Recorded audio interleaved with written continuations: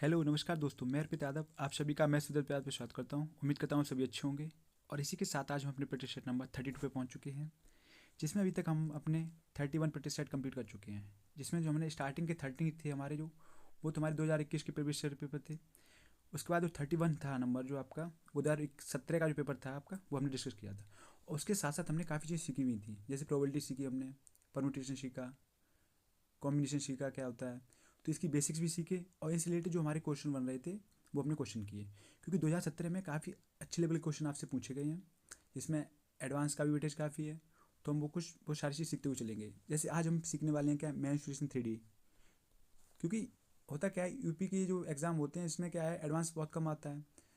तो जो बच्चे होते हैं उनको काफ़ी डाउट होते हैं, एडवांस को लेकर काफ़ी डर बैठा होता है। अर्थमेटिक तो कर लेते हैं।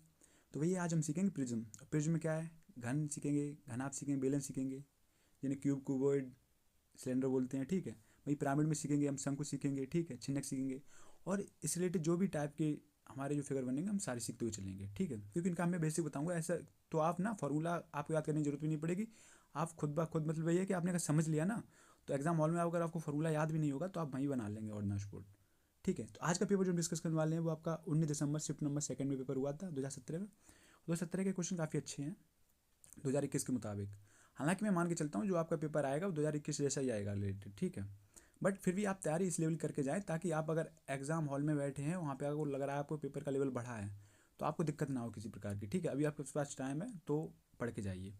तो ये जो सेशन आपके जो अब आने वाले हैं, जैसे आ रहे हैं 31वां हुआ, ये 32 आ रहा है, और जो भी 8-10 और आएंगे, वो आपके लिए सीखने के पर्पज से बहुत अच्छे हैं। तो वही जुड़े रहिए चैनल के साथ। अगर चैनल पर अभी तक आपने सब्सक्राइब नहीं किया तो चैनल को सब्सक्राइब करें, अपने दोस्तों को भी शेयर करें, वीडियो को लाइक करें, और कमेंट बॉक्स में लिखें कि अगर कोई दिक्कत है आपको तो कमेंट बॉक्स में पिन करें। दूसरी चीज़ क्या है कि इसकी जो PDF है आपको है, वो मैं सिद्धार्थ ज़्यादा टेलीग्राम चैनल पे मिल जाएगी, उसको डिस्क्रिप्शन में मैंने आपका लिंक पिन कर रखा है, ठीक है। तो चलते हैं पहले क्वेश्चन की तरफ, और उसके बाद हम सीखेंगे ये चीज़ें। इसके भी क्वेश्चन मैंने आगे लगा रखे हैं, ताकि एक पहले क्वेश्चन के बाद हम सीखना स्टार्ट करेंगे। अब देखिए क्या है, कलाम और वेंकट की आयु का अनुपात 8:7 है। 20 वर्षों के बाद उनकी आयु का अनुपात 13:12 होगा। उनकी आयु के बीच का अंतर क्या है। तो कुछ टाइप के काफ़ी क्वेश्चन कर चुके हैं, तो हम टाइम वेस्ट नहीं करेंगे अपना। क्या कह रहा है, हमसे कह रहा है 8:7 के अनुपात में इनकी आयु है। हमसे कह रहा है 20 वर्षों के बाद उनकी आयु का अनुपात कितना हो जाएगा, 13:12। तो कितने 20 वर्षों बाद, तो हम यहाँ से रेशियो लगा लें, क्रॉस प्रोडक्ट मेथड लगाएंगे, तो क्या होगा, 12 कितना होगा, 96। 13 7 91, तो 96 में से 91 गए, 96 माइनस 91 कितना होता है, 5। 5 की वैल्यू हमें दी थी, इनका क्रॉस करेंगे हम तो क्या है, तो यहाँ के हमें पता है कि 20 से ही गुणा होना है, तो इनका अंतर निकाल लेंगे। तो 13 में से कितना, 1, तो 20 एकम 20। तो यहाँ से 1 की वैल्यू हमारे पास कितनी आ गई, 5 से काटा 4, तो 1 की 4 आ गई। तो हमसे पूछ रहा है अंतर कितना है, तो इनका रेशियो में अंतर है कितना, 8-7 से कितना, 1 का, तो 1 का ही अंतर है, इसका मतलब आंसर कितना हो गया, 4 वर्ष। आपको ये दिक्कत आ रही रेशियो से, इसको पता है, इसमें कुछ नहीं कर रहा, ये बस लिखने का तरीका है। पता है कैसे, हमसे कह रहा है स्टार्टिंग जो अनुपात दिया गया कितना दिया गया, 8:7। हमने इसको ले लिया 8x/7x। हमसे क्या कह रहा है 20 वर्ष बाद उनकी आयु का अनुपात कितना हो जाएगा, 13:12। तो प्लस का क्या, 20 ईयर, तो प्लस के 20 ईयर। उसके बाद अनुपात कितना हो जा रहा है, अनुपात हो रहा है 13:12, यही तो है। तो बस यही, तो यहाँ पे भी यही लिखा है, यहाँ पे कुछ नहीं कर रहे हम। क्या कर, देखो 12 गुणा करें, 12×8 = 96 हो गया। 13 गुणा इसमें क्या, 13×7 = 91, तो 96 में से 91 गया, कितना बचा, 5। भाई क्या, 12 का इसमें करेंगे, 12×2 = 24, 240, और 13 कहेंगे तो 1 की वैल्यू बचेगी, 20 बचेगी, तो 5 की वैल्यू 20 आ गई। इनका अंतर निकालेंगे एक्स के, ठीक है। तो 1 की 4 आ जाएगी, भाई हम अंतर डिफरेंट कितना है इनका, एक्स का ही तो है, तो 4 आ गया। समझ गए। नेक्स्ट क्वेश्चन देखिए। अच्छा, यहाँ से हम सीख रहे हैं, हेडिंग लगा लीजिए आप, मेंस्ट्रुएशन 3D, मेंस्ट्रुएशन 3D। देखिए, इसमें दो टाइप से सीखते हैं। इसमें डायग्राम जो बनते हैं दोनों टाइप के बनते हैं। क्या, एक तो क्या गया प्रिज्म, दूसरा क्या है पिरामिड। हिंदी में भी इसको यही कहते हैं, ठीक है। अब देखिए, ओके, देखो प्रिज्म होता क्या है। प्रिज्म पता क्या होता है, जैसे प्रिज्म जो फिगर बनते हैं वो क्या क्या होते हैं।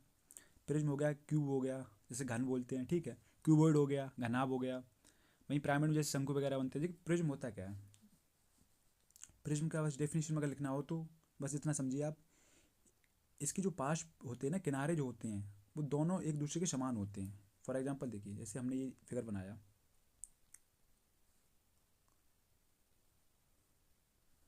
तो ये हो गया। अब ये क्या है, ये प्रिज्म हो गया आपका। इसको और थोड़ा बड़ा बनाऊँ, 1 मिनट, इसको छोटा कर लूँ थोड़ा। देखिए अब बिल्कुल भी रटने की जरूरत नहीं है, मैं आपको समझाते हुए चलूँगा और समझते हुए आप भी चलना साथ ही साथ। ऐसे ये बन गया, ये आपका क्या हो गया, ये प्रिज्म हो गया। प्रिज्म देखो इसका जो बेस है जितना नीचे है, ठीक है, वही ऊपर है, सामान जा रहा है ऊपर तक, ठीक है। भाई पिरामिड क्या होता है, पिरामिड होता है जैसे मान लो इसका बेस तो हमने ले लिया, क्या बेस हमारा स्क्वायर ले लिया हमने, ठीक है, वर्ग ले लिया, और उसके बाद इसका जो एक इसका ये पॉइंट हो गया, दिख रहा है 3D में, तो इसका जो फिगर बना है ये होता है, जैसे आपने पिरामिड देखा भी होगा, ठीक है, समझ गए। तो ये हो गया पिरामिड। अब इन दोनों को हम साथ ही साथ पढ़ते चलेंगे। तो क्या है, देखिए आगे हेडिंग लगाइए आप, क्या हेडिंग लगाइए आप, क्या क्यूबॉइड या क्यूब पढ़ ले पहले, क्यूब जिसे बोलते क्या, घन। घन है क्या, घन होता है जो भी हमने फिगर बनाया तो घन था। घन होता है क्या, स्क्वायर से बनता है घन, ठीक है, घन जो बनता है आपका स्क्वायर से बनता है, तो ये आपका घन हो गया। हल्का सा फिगर थोड़ा गड़बड़ हो रहा है, एक मिनट।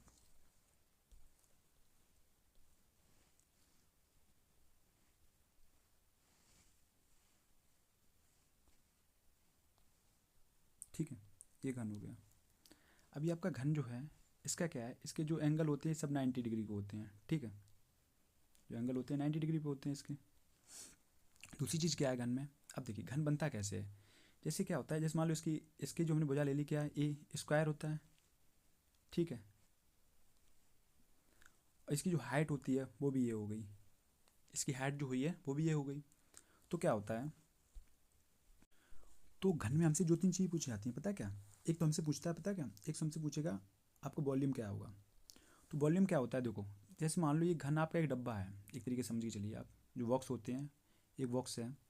अब इसका जो बेस एरिया जो है ये वर्ग है, तो इसका एरिया कितना होता है, ए स्क्वायर, ठीक है। अब ये क्या है, अगर मान लो इसमें मैं पानी भर रहा हूँ, अब सोचना, अब इसका जो बेस एरिया वो ए है, तो ये तो वर्ग हो गया इसका, तो ए स्क्वायर हो गया, ठीक है। वही क्या है, और पानी अगर मैं भर रहा हूँ तो पानी कहाँ तक आएगा, ऊपर तक आएगा, भरते हुए ऊपर तक आएगा यहाँ तक, तो आएगा कब, इसकी हाइट कितनी हो गई ए, तो कितना हो गया, ए स्क्वायर इंटू ए। तो यहाँ से हमारा जो एरिया जो इसका वॉल्यूम आता है, वॉल्यूम कितना आ गया, तो हमारा इसका वॉल्यूम हो गया कितना, ए क्यू। तो इसका वॉल्यूम हो गया ए क्यू। वहीं देखिए यहाँ पे दूसरी चीज़ हमसे पूछता है, पता क्या, लेटर सरफेस एरिया जी पूछता है, जिसे हम बोलते हैं कर्व सरफेस एरिया बोलते हैं, कर्व सरफेस एरिया भी बोलते हैं। जैसे हिंदी में लिखते हैं, हिंदी में अगर लिखना हो तो लिख लो आप, क्या जिसे बोलते हैं वक्रपृष्ठीय क्षेत्रफल, ठीक है, क्या बोलते हैं, वक्रपृष्ठीय क्षेत्रफल। तो वो क्या होता है, देखो होता है क्या, वक्रपृष्ठीय क्षेत्रफल क्या होता है, एक तरीके का एक पेरीमीटर होता है। देखो अब क्या है, हमें जो वक्रपृष्ठीय क्षेत्रफल में होता है क्या, जैसे मान लो ये एक ये सरफेस हो गया, ठीक है, एक ये सरफेस हो गया आपको दिख रहा है, इसका क्षेत्रफल ऐड होगा, दूसरी बात इसका होगा, दूसरा ये हो गया, तीसरा क्या हुआ, तीसरा जो हमारा हुआ एक ये वाला हो गया, ये जो है यहाँ पे देखते रहे ना ध्यान से, तीसरा ये वाला हो गया, ठीक है। चौथा क्या, चौथा ये पीछे वाला जो है ना ये, तो एक ये वाला हो गया। वक्रपृष्ठीय क्षेत्रफल में क्या होता है कि ये जो चार गोल गोल जो सरफेस एरिया जो यहाँ से यहाँ तक है, जो ये सारे के हैं, 1 2 3 4, इनका क्षेत्रफल हम लेते हैं। अब इनका हुआ कितना, देखो हाइट हमें पता है ए है, और हमारा नीचे वाला भी यही है, ठीक है, तो ये कितना, ये एक तरीका का वर्ग ही तो बन गया, तो इसका कितना हो गया ए स्क्वायर।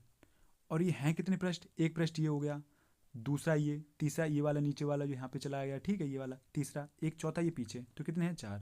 तो इसलिए इसका कितना हो गया, जो सरफेस एरिया हो गया, लेटर सरफेस एरिया वक्रपृष्ठीय क्षेत्रफल जो हो गया वो कितना हो गया, वो हो गया हमारा कितना, 4 स्क्वायर। ओके, यहाँ तक किसी को दिक्कत। उसके बाद हमसे पूछता है, पता क्या पूछता है, हमसे पूछता है टोटल सरफेस एरिया क्या होता है। तो टोटल सरफेस एरिया क्या होता है, टोटल सरफेस एरिया होता है, देखो अभी हमने क्या क्या ऐड कर लिया, अभी हमने ये ऐड कर लिया, ये वाले ले लिया, ठीक है, वक्रपृष्ठीय क्षेत्रफल में, दूसरा ये एक पार्ट, तीसरा पार्ट ये पार्ट ले लिया हमने, ठीक है। अब देखो इनकी सबकी भुजा ए है तो ए स्क्वायर हो गया, वर्ग तो जानते ही है आप ना, तो ये हो गए 4 पार्ट। अब क्या बच क्या गया, अब हमारे पास जो बच गया टोटल सरफेस एरिया में क्या होता है, वो संपूर्ण पृष्ठीय क्षेत्रफल होता है। उसमें क्या होता है, उसमें हमारे ये भी ऐड हो जाते हैं, ये जो बचा है ना ऊपर वाला बच गया, ऊपर वाले 2 पार्ट, एक ये बच गया ए स्क्वायर, एक ही नीचे का वर्ग बच गया, तो हम ये भी ऐड कर लेते हैं, तो कितना हो गया, तो ये कितना था 4 a स्क्वायर था, प्लस का कितना हो गया 2 a स्क्वायर, क्योंकि एक ऊपर ए स्क्वायर वर्ग ही तो बन रहे हैं ऊपर, एक नीचे, तो कितना ये, तो टोटल सरफेस एरिया कितना हमारा होएगा, यहाँ से हो गया हमारा कितना 6 स्क्वायर। तो ये 3 चीज़ें आप याद रखें। क्या अगर हमसे पूछ रहा है, वो हमसे कह रहा है कि टोटल सरफेस एरिया कितना हुआ, तो हमारा कितना हुआ, संपूर्ण पृष्ठीय क्षेत्रफल अगर हमसे पूछे कितना हो गया 6 स्क्वायर हो गया। भाई हमसे पूछ रहा है लेटरल सरफेस एरिया या कर्व सरफेस एरिया जिसे हम बोलते हैं वक्र पृष्ठीय क्षेत्रफल, वो कितना हो गया हमारा 4 स्क्वायर। कितना हो गया 4 स्क्वायर। भाई हमसे अगर पूछ रहा है वॉल्यूम कितना होता है, तो इसका वॉल्यूम कितना होता है ए क्यू, क्योंकि एक स्क्वायर इंटू ए हाइट। अब देखिए याद करने के लिए क्या है, याद करने के लिए जैसे वॉल्यूम, किसी भी प्रिज्म का वॉल्यूम निकालना हो आपको, तो क्या होता है, प्रिज्म का वॉल्यूम निकालने के लिए फॉर्मूला क्या होगा, वो होगा आपका आयतन। तो आप हमेशा याद रखें क्या होगा, बेस एरिया, ठीक है, किसी भी प्रिज्म का निकालने के लिए, ठीक है, बेस एरिया इंटू इंटू होता है हाइट। क्या होता है height, base area into height, ठीक है। अब देखो बेस एरिया क्या होता है, देखो अब मुझे पता है नीचे वर्ग बन रहा है, अगर क्यूब जो बनता है, क्यूब वर्गों से मिलके बनता है, ठीक है, स्क्वायर से मिलके बनता है, तो मुझे पता है वर्ग बन रहा है, तो वर्ग है तो इसका बेस एरिया कितना होगा ए स्क्वायर। हाइट कितनी है, हाइट हमें दी कितनी ए, क्योंकि क्यूब की हाइट भी एक ए ही होती है, तो इसलिए हमारा आयतन कितना हो गया ए क्यूब। और ये हर जगह लगेगा, देखना आप हर जगह, ठीक है, तो याद रखना। दूसरी चीज़ याद करने वाली क्या वो है, देखो जो लेटर सरफेस एरिया होता है जैसे वक्र पृष्ठीय क्षेत्रफल बोलते हैं, वो पता क्या होता है, वो आपका होता है बेस पेरीमीटर। बेस का पेरीमीटर होता है मतलब आधार का परिमाप, आधार का परिमाप इंटू इंटू हो गया हाइट, ठीक है। तो लेटेस्ट सरफेस एरिया होता है वो क्या होता है, आधार का परिमाप गुणा हाइट गुणा ऊंचाई जिसे बोलते हैं, ठीक है। अब देखो कैसे, मुझे पता है जैसे मैं निकाल रहा हूँ, तो मुझे पता है आधार का परिमाप कितना होता है, देखिए अब ध्यान से देखना यहाँ पे, याद मतलब अगर आप फॉर्मूला भूल गए तब भी काम चल जाएगा, लेकिन बस ये दो चीज़ें याद रखें आप हमेशा। और बाद बाकी पता क्या है, देखिए आधार का परिमाप होता क्या है, आधार का परिमाप होता है जैसे हम वर्ग का परिमाप निकालते हैं, ध्यान से देखना यहाँ पे, जो हम वर्ग का परिमाप निकालते हैं तो ये तो होता है हमारा वर्ग, तो इसकी भुजा होती है ए। इसका परिमाप कैसे निकालते हैं, तो परिमाप का मतलब क्या होता है, चारों भुजाओं का जो योग है वही परिमाप होता है, समझ रहे, जिससे कवर कर रखा है हमने। तो ये कितना हो गया 4a, तो हमारा कितना हो गया 4a, कितना हो गया 4a। तो वैसे यहाँ पे दिया गया है आधार का परिमाप कितना दिया गया, तो बेस पेरीमीटर कितना है, वर्ग बनना है, तो कितना हो गया 4a। और हाइट कितनी है, हाइट भी ए दी, क्यूब की हाइट भी तो यही होती है, समान होती है, तो कितनी होगी ए, तो हमारा कितना हो गया 4a स्क्वायर। बाद बाकी आपको देखो टोटल सरफेस एरिया याद करने के लिए जरूरत ही नहीं, क्योंकि पता है बचा हुआ ऊपर का पार्ट बचा, तो ये स्क्वायर होता ही है, नीचे का भी ए स्क्वायर होता है, तो ये 2 स्क्वायर हमने ऐड कर दिया। अगर टोटल सरफेस एरिया निकालते हैं तो क्या होता है 4 स्क्वायर प्लस 2 स्क्वायर, तो कितना हो गया 6 स्क्वायर। यहाँ तक किसी भी भाई को कोई दिक्कत है ये बताओ, अगर आपको दिक्कत नहीं है तो इससे ज़्यादा आपके घन से ज़्यादा इससे कोई क्वेश्चन। हाँ एक चीज़ और याद रखना, पता क्या, नेक्स्ट पेज पे बता दे रहा हूँ मैं तुम्हें, जैसे घन जब ये हमने बनाया, घन हमने बनाया, ये हमारा घन है, ओके, तो हमें पता है ये हो गई भुजा। अगर हमसे यहाँ पूछ रहा है, क्या पूछ रहा है हमसे, हमसे पूछा है कि इसका विकर्ण बताइए, तो विकर्ण होता है डायगोनल जिसे बोलते हैं इंग्लिश में, तो विकर्ण क्या होता है, इसका विकर्ण होता है वो क्या होता है √3a। अब वो कैसे होता है देखिए, विकर्ण का मतलब विकर्ण होता है जैसे मान लो जैसे वर्ग का विकर्ण निकालना होता है, वर्ग का विकर्ण कैसे निकालते हैं हम, जैसे ये वर्ग है तो ए, तो इसका विकर्ण कैसे निकालते हैं, इसका विकर्ण यही तो होता है ये। अब ये 90 काट रहा है, तो हमने पढ़ा है, क्या पढ़ा है, हमारा फॉर्मूला क्या कहता है, राइट एंगल ट्रायंगल क्या होता है, राइट एंगल ट्रायंगल कहता है लंबाई का स्क्वायर। तो राइट एंगल ट्रायंगल में हमने क्या पढ़ा है, समकोण चतुर्भुज में मैंने क्या पढ़ा है, ये होता है हमारा, ये क्या होता है L into B into H, मतलब होता है क्या, लंब का स्क्वायर, बेस होता है बेस, बेस क्या हो गया आधार का स्क्वायर, इक्वल टू क्या होता है कड़ का स्क्वायर, ठीक है। तो हमें ये पता है, अब यहाँ से हम निकालेंगे, अगर हम निकालना, ये हमारा कड़ ही तो हो गया क्योंकि 90 डिग्री पे काट रहा है ये, ठीक है। तो मुझे पता है इसका स्क्वायर ए स्क्वायर हो गया, क्या हो गया, तो यहाँ से इसका स्क्वायर क्या हो गया ए स्क्वायर, और प्लस का क्या हो गया ए स्क्वायर, और ये हमें निकालना, ये एक्स मान लिया हमने, तो क्या हो गया एक्स स्क्वायर, तो ये कितना हो गया 2a स्क्वायर हो गया, एक्स स्क्वायर के बराबर है। और यहाँ से एक्स स्क्वायर हटा तो क्या बचा, तो एक्स बराबर क्या बचा, इधर आ गया क्या √2a, तो यहाँ से इसका हमने ऐसे ही निकाल लिया ना √2a, तो √2a की क्या है, ये इसका कड़ आ गया, ठीक है, कितना आ गया √2a। और हमें निकालना क्या है, हमें निकालना है, हमें सॉरी इसका, हाँ बिकट आ गया ये, ठीक है। हमें बिकट निकालना है इसका, किसका, घन का। तो घन का क्या, देखो भुजा हुई ए और नीचे कितना हो गया √2a। हमें ये वाली भुजा निकालनी है, ये वाली हमारा, ये तो सबसे बड़ा बिकट बन रहा है ये।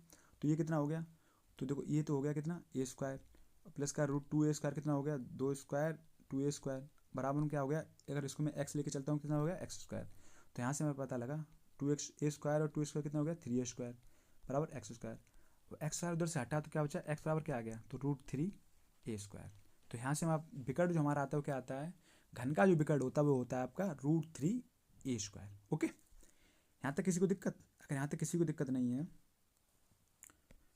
यहीं पे थोड़ा लिख लीजिए आप, क्या हो गया, तो विकर्ण हमारा कितना हो गया, तो हमारा विकर्ण आ गया कितना √3a²। ओके, यहाँ तक घन हमारा कंप्लीट हो गया। चलिए बढ़ते हैं नेक्स्ट। नेक्स्ट हेडिंग लगाइए आप, क्या, क्यूबॉइड लगाइए। क्यूबॉइड जैसे क्या बोलते हैं, जैसे बोलते हैं हम घनाभ। अच्छा, घनाभ बनता कैसे है, पहला क्वेश्चन तो ये है, घनाभ बनता कैसे। घनाभ बनता है पता किसके मिलन से, घनाभ बनता है आयत की, आयत होता है आपका आयत, ठीक है, इसके मिलन से हमारा बनता है घनाभ, ठीक है। ओके, जैसे ये हो गई क्या लेंथ, ये हो गई कितनी ब्रेथ, और ये क्या हो गई ये हाइट। ओके, तो हमसे पूछे अगर घनाभ का क्षेत्रफल क्या होता है। अभी हमने देखो, अब पीछे जो हम पढ़ के आए वो कनेक्ट करते हुए चलेंगे। जैसे हमने यहाँ पे क्या पढ़ा, हमने पढ़ा है कि जो वॉल्यूम होता है किसी प्रिज्म का वो क्या होता है, इसको यहाँ पे लिख दूँ मैं, प्रिज्म का जो वॉल्यूम होता है आपका वो क्या होता है, प्रिज्म का जो वॉल्यूम होता है क्या, base area, base area into height. Okay, उसके बाद क्या होता है,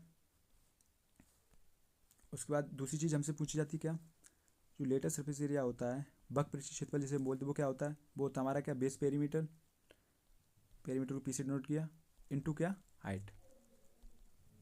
दो चीज़ें हैं याद रखो। अब देखिए, जैसे यहाँ पे हम आए तो हमने देखा क्या, अगर हमें क्यूब का वो निकालना है क्या,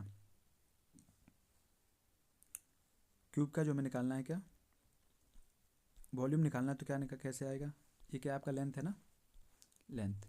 अब देखिए क्यूबॉइड का हमें अगर वॉल्यूम निकालना है तो क्या होता है, क्यूबॉइड जो है वो क्या है, प्रिज्म है।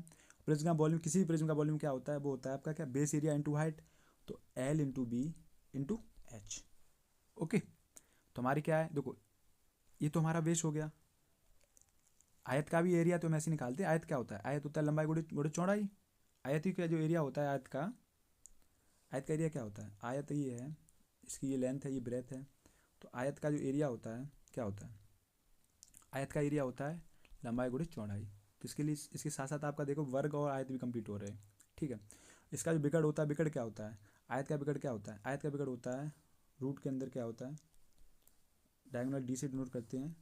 तो आयत का जो विकर्ण आपका होता है वो होता है आपका √L² प्लस का b²। ओके, क्योंकि ये पड़ेगा और यहाँ से हमारा राइट एंगल ट्रायंगल बनेगा, तो L² प्लस का b² और रूट के अंदर ये आ गया, ठीक है। तो ये हमारा डायगोनल हो गया, तो ये आयत का है। तो आयत का जब एरिया L² इंटू b² है, तो आयत का जो होगा, अब इसके वॉल्यूम कितने, क्यूबॉइड का वॉल्यूम कितना होगा, तो एरिया अगर बेस एरिया कितना हो गया लंबाई गुणी चौड़ाई, और हाइट कितनी हो गई h, तो यहाँ से इसका वॉल्यूम आ गया। भाई इसका अगर हमें विकर्ण निकालना हो, डायगोनल निकालना हो, तो विकर्ण क्या होगा, अब देखो हमें पता लगा, अभी हम विकर्ण यहाँ पीछे देख के आए, इसका आयत का क्या होता है L² प्लस का b², आयत का क्या होता है,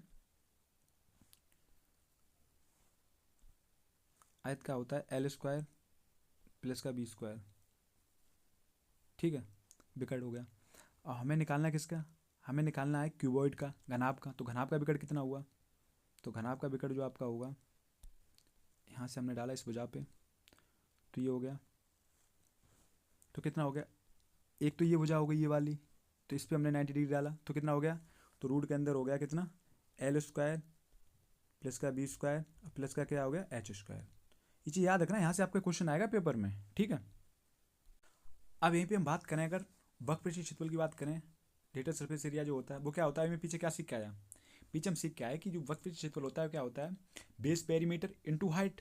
किसी भी प्रिज्म का जो वक्र पृष्ठीय क्षेत्रफल होता है वो क्या होता है, बेस पेरीमीटर इंटू हाइट। तो बेस पेरीमीटर होता है क्या, आयत का बेस पेरीमीटर क्या होता है? अगर आपको आयत का पता होगा तो आप इसका भी निकाल लेंगे। तो आयत का जो बेस पेरीमीटर होता है वो क्या होता है? आयत का पेरीमीटर क्या होता है? तो आयत का पेरीमीटर जो होता है वो क्या होता है? वो होता है 2l+b। और 2l+b पता क्यों होता है? क्योंकि देखो b ये होता है और l ये होता है। तो बेस पेरीमीटर होता है क्या? पेरीमीटर होता है पूरा घेराव कितना है। तो एक l ये l तो 2l हो गया और b ये हो गया। तो लेंथ तो इंटू ब्रेथ, तो ये दो ब्रेथ हो गई, दो लेंथ हो गई, इसलिए 2l+b हो गया। तो हमसे क्या पूछ रहा है? हमसे पूछ रहा है किसका?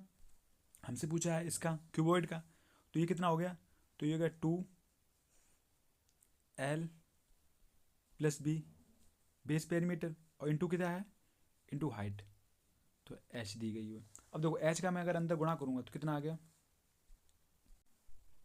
ठीक है, अगर h अंदर नहीं करें तब भी कोई दिक्कत नहीं, अगर अंदर कर रहे हैं आप तो क्या आ गया? 12h प्लस का क्या आ गया? 2bh। किसी को दिक्कत यहाँ तक? ओके। अगर नहीं दिक्कत है तो फिर देखिए आगे। आगे क्या है? हमें पता लग गया लेटर सरफेस एरिया आ गया। हमसे अगर टोटल सरफेस एरिया पूछे तो क्या आएगा? टोटल सरफेस एरिया जो होता है आपका संपूर्ण पृष्ठीय क्षेत्रफल होता है, वो क्या होता है? तो उसमें क्या होता है, देखो हमने क्या है, अब देखो हमारा बचा क्या है? हमारा एक बचा, ये पार्ट बचा संपूर्ण पृष्ठीय क्षेत्रफल के लिए क्या है? हमने अभी देखो जो लेटर सरफेस एरिया हुआ ये पार्ट हो गए l/2। देखो जो अभी हमने ऐड किया, देखो क्या है, ध्यान से देखना, मैं रटा नहीं रहा हूँ बिल्कुल भी। क्योंकि देखो ये जो पार्ट है ना, एक तो देखो ये पार्ट हमने लिया तो ये क्या है? h/b। तो क्या हो गया? h/b एक हो गया, ठीक है। उसके बाद हमने एक पार्ट ये लिया तो ये कितना है? अगर इसकी हाइट ये h है, ये l है, तो l/h, एक l/h हो गया, ठीक है। उसके बाद ये पार्ट बचा ऊपर, ये वाला हमने पार्ट लिया, तो हाइट इसकी h है, और ये अगर ये ब्रेथ है तो ये भी तो ब्रेथ है ना, ठीक है। तो ये कितनी हो गई? मतलब ये भी चौड़ाई है, तो चौड़ाई ये हो गई 2bh, ये हो गई। तो मतलब एक तो पहले ये वाली थी, एक ये वाली, एक ये वाली, बचा क्या ये? तो ये दो पार्ट देखो l/h, एक इधर पीछे भी क्या है, l है ये वाली, h। तो दो ये हो गए, दो ये हो गए, समझ रहे ऐसे। अब हमारे पास जब संपूर्ण पृष्ठीय क्षेत्रफल हम निकालने गए तो हमें क्या मिला? तो हमारे पास बचा क्या? तो हमारे पास बचा एक पार्ट ये ऊपर वाला। तो ये है क्या? ये है आयत का ही क्षेत्रफल तो है, तो क्या है? l/b। एक ही है बचा, क्या बचा? l/b। तो दो l/b बच गए। तो हमने क्या किया? 2lh प्लस का 2bh, ये तो था ही, और प्लस का क्या हो गया? 2l/b। तो l/b, ओके। इसी को हम लिख सकते हैं टोटल सरफेस एरिया जो होता है, इसको हम 2 कॉमन ले लेते हैं तो क्या बचा हमारा? lh प्लस का bh प्लस का क्या होगा? lb, okay. तो ये आपका हो गया टोटल सरफेस एरिया। भाई अगर हम वॉल्यूम तो निकाल ही चुके हैं, ठीक है, तो ये तीन चीज़ें हो गई। उसके बाद इसमें एक चीज़ याद रखने वाली पता क्या है? कभी कभार क्या होता है इसमें क्वेश्चन पूछा जाता है, अभी तक आपके में पता नहीं पूछा या नहीं पूछा, आगे सेट में देखना पड़ेगा। बट क्या एक क्वेश्चन आता है पता क्या, एसएससी में खूब पूछता है, वो क्या है? जैसे कभी कभार क्या करेगा वो, आपको क्या करेगा, जो तीन फेस हैं इसके, जैसे l/b, ये फेस हो गए, ये फेसेस ही तो हैं आपके, तो क्या करेगा, इनका जो क्षेत्रफल आपको दे देगा, ये जो फेसेस हैं आपके इनका क्षेत्रफल आपको देगा। जैसे क्या देगा वो आपको दे देगा पता क्या? जैसे सपोज एग्जाम्पल की तरफ से उसने दे दिया l/b = x दे दिया जैसे, और आपको क्या दे दिया? bh = y दे दिया, और ये आपसे पूछ रहा है, और lh बराबर दे दिया आपको क्या उसने? z। उसके बाद आपसे पूछ रहा है वॉल्यूम बताइए, तो फिर क्या है आपको यहाँ पे क्या है, आपको निकालना पड़ेगा क्या? अब जैसे l/b, फिर आपको पर्सनल वैल्यू निकालो इसकी, क्योंकि हमारे उस वॉल्यूम का फॉर्मूला क्या है? l/b/h। बट क्या है, अगर आपको ऐसा दे रहा है वो, तो कोई दिक्कत नहीं है आपको डायरेक्ट निकालने के लिए, पता क्या है? तो वो होता है आपका क्या, तीनों फेसेस हैं, ये तो फेसेस तो हैं, l/b क्या है? l है क्या? ये लेंथ हो गया, ये ब्रेथ हो गया, समझ रहे? तो यही तो है फेसेस है, एक फेस ये हो गया। l/b क्या है? l/b तो ये तो है ना, l/b ये वाला हो गया पार्ट। तो वैसे l/h क्या है? l/h ये वाला हो गया, ठीक है। तो ये क्या है? ये फेसेस है। तो हमसे क्या गया, हमसे नोट डाल के आप इतना लिख लें तो क्या होता है, जो तीनों फेसेस का एरिया होता है उनका मल्टीपल कर दें तो वॉल्यूम का स्क्वायर हो जाता है। पता कैसे? जैसे इनका मैं अगर मल्टीपल कर दूँ तो हो गया क्या, जैसे मान लो हमने क्या किया, तो वो वॉल्यूम का स्क्वायर हो जाता है। पता कैसे? इसे इसका मल्टीपल किया तो मैंने l/b/b/h, b/h तो था ही, इसका गुणा कर दिया, और इसका कर दिया हमने कितना? l/h। तो हुआ क्या, हमारे पास क्या आ गया? हमारे पास बता क्या आ गया? हमारे पास आ गया v² बराबर क्या आ गया? तो l कितना हो गया? l²। वहीं इंटू में क्या है? b² है, और ये b ये, तो कितना हो गया? b²। इंटू में क्या है? h ये h, तो कितना आ गया? h²। और भाई अगर स्क्वायर इधर लगा, अगर मैं स्क्वायर इधर रूट लगा दूँ अंदर, तो क्या आ जाए? अंदर आ जाएगा हमारा क्या? l² into b² into h²। तो हमारा फाइनली क्या बचा, तो हमारा फाइनली जो बचा है वो क्या बचा है हमारे पास, बी बराबर क्या आ गया, रूट हटाएंगे क्योंकि स्क्वायर लगा हुआ, तो क्या बचा L into B into H. तो ये तो हमारा वॉल्यूम है। तो बस इतना याद रखना, अगर इनका फेसिस का हमें अगर स्क्वायर दिया गया है, सॉरी इनका फेसिस का अगर हमें मल्टीपल दिया गया है, तो इनका तीनों फेसिस का जो गुणा होगा ना, वो हमारे वॉल्यूम के स्क्वायर के बराबर होगा, जो हमने यहाँ पे देखा। कहाँ पे है, यहाँ पे। ठीक है, ओके। चलिए आगे बढ़ते हैं। तो नेक्स्ट बढ़ते हैं, नेक्स्ट डालिए आप, क्या हेडिंग लगाइए, क्या, बेलन, जिसे हमने सिलेंडर बोलते हैं जैसे। ठीक है, तो क्या है, लंबवर्ती बेलन डालने आप, लंबवृत्तीय बेलन, जिसे क्या बोलते हैं, राइट सर्कुलर सिलेंडर। ओके, साथ साथ आप नोट करते हुए चलें। तो देखिए बेलन होता क्या है, बेलन जो है आपका, ये भी आपका प्रिज्म फिगर है, क्योंकि प्रिज्म का डेफिनेशन आप देख चुके हैं, प्रिज्म है जो नीचे से ऊपर तक सेम ही रहे। ठीक है, इसके दोनों पार्श्व जो होते हैं, दोनों किनारे जो होते हैं बराबर होते हैं, जैसे ये ऊपर वाला किनारा नीचे वाला। तो ये बेलन हो गया। अच्छा बेलन बनता किससे, ये बताइए। जैसे हमने देखा क्या, जो हमारा क्यूब है, घन था, वो घन हमारे वर्ग से बनता है। वही क्यूबोर्ड है, क्यूबोर्ड किससे बनता है, क्यूबोर्ड हमारे आयत से बनता है। तो ये ध्यान रखिए, फिगर जो बनते हैं किससे बनते हैं। अब जैसे बेलन है, तो बेलन हमारा पता है किससे बनता है, बेलन हमारा बनता है वृत्तों से मिलकर। ठीक है, तो इसका जो फिगर होता है, जो बेस फिगर होता है, वो क्या होता है, एक वृत्त होता है, वृत्त, सर्कल होता है, सर्कल। ठीक है, तो अब इसकी अगर मैं देखूँ, अब यहाँ से हम सबसे पहले निकालूंगा क्या, डायगोनल निकाला, जैसे हमने डी निकाला, डायगोनल जैसे हम विकर्ण बोलते हैं हिंदी में, आप नोट करते हुए चलें अगर दिक्कत आ रही। तो देखिए डायगोनल निकालने के लिए क्या है, तो वृत्त का होता है क्या, अब जैसे मान लो वृत्त के क्या होते हैं, ये पूरी जो होगी वो कितना होगा, अगर देखो यहाँ से आर होता है इतना आर, त्रिज्या जो होती है वृत्त की कितनी आर, और जो डायगोनल होता है वृत्त का क्या होता है, वो होता है 2r। ये हमने पढ़ रखा है वृत्त में, साथ साथ वृत्त भी पढ़ते हुए चले। देखो वृत्त ये है हमारा, ठीक है। अब होगा इस वृत्त में डायगोनल जो होता है, त्रिज्या देखो, त्रिज्या हमारी आर होती है, जैसे त्रिज्या ये हमारी आर है, लेकिन डायगोनल क्या होता है, ये तो पूरा होता है हमारा। ठीक है, तो वो कितना होता है 2r, हमने पढ़ रखा है। तो अब देखिए उसके बाद वृत्त का एरिया कितना होता है, वृत्त का एरिया होता है हमारा कितना, पाई आर स्क्वायर। ठीक है, भाई वृत्त का परिमाप कितना होता है, तो वृत्त का परिमाप होता है हमारा, वो कितना होता है 2πr। ठीक है, पेरीमीटर जो होता है कितना होता है 2πr, एरिया कितना हो गया पाई आर स्क्वायर। ओके, अब देखिए यहाँ पे हमें दिया गया, तो अगर यहाँ से हम देखें, अगर मैं इसकी हाइट ले ली हमने कितनी है h, तो हम अगर डायगोनल चेक करेंगे तो यहाँ से हम लेंगे, तो हमें पता है एक भुजा तो ये बन गई, तो 90 डिग्री यहाँ पे बना, तो हमारा क्या आ गया, तो हमारा डायगोनल क्या आ गया, अगर मैं इसको x लेके चलता हूँ तो क्या आ गया, एच स्क्वायर, वही लगा दिया हमने समकोण त्रिभुज, तो एच स्क्वायर प्लस का 2r का होल स्क्वायर बराबर क्या आ गया, एक्स स्क्वायर।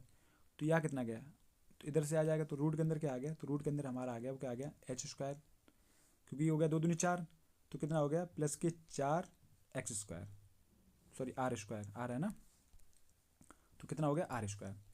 तो ये याद रखना। अब देखो जैसे आप डायगोनल भूल भी जाते हैं तो क्या है, ऑन द स्पॉट बना तो लेंगे, क्योंकि मैंने आपको सिखा रखा है कि ये चीज़ कोई रटने वाली चीज़ नहीं है, आराम से बेसिक है। ठीक है, क्योंकि यहाँ पे दिख रहा है कैसे बन रहा है हमारा।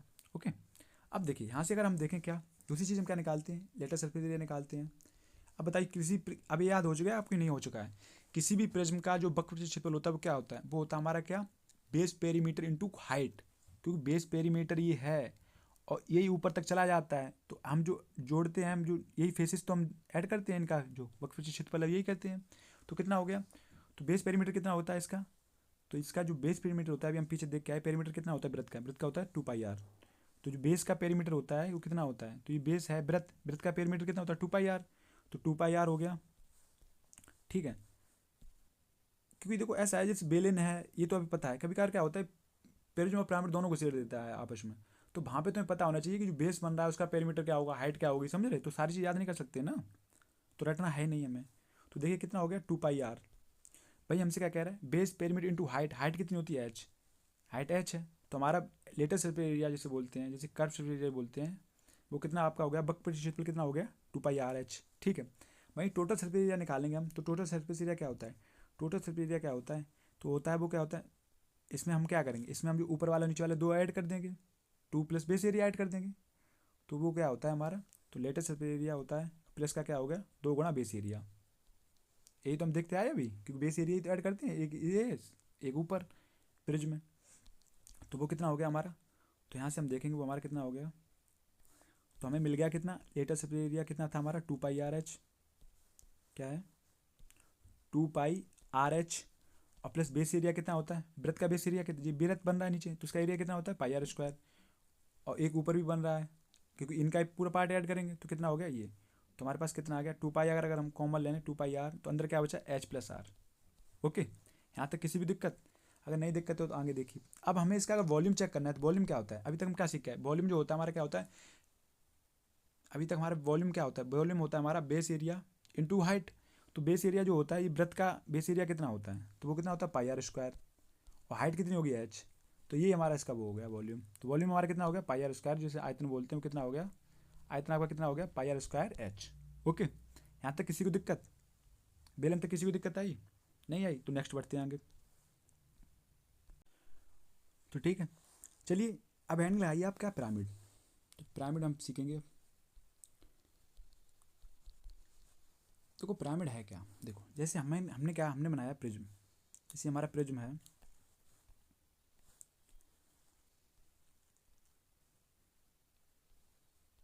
ये फिगर है हमारा प्रिज्म का, ठीक है। पिरामिड पता है क्या है, पिरामिड एक इसी का पार्ट है। अगर हम देखेंगे यहाँ से, तो जैसे ये बनाया पार्ट हमने यहाँ से, ये हमने पॉइंट लिया,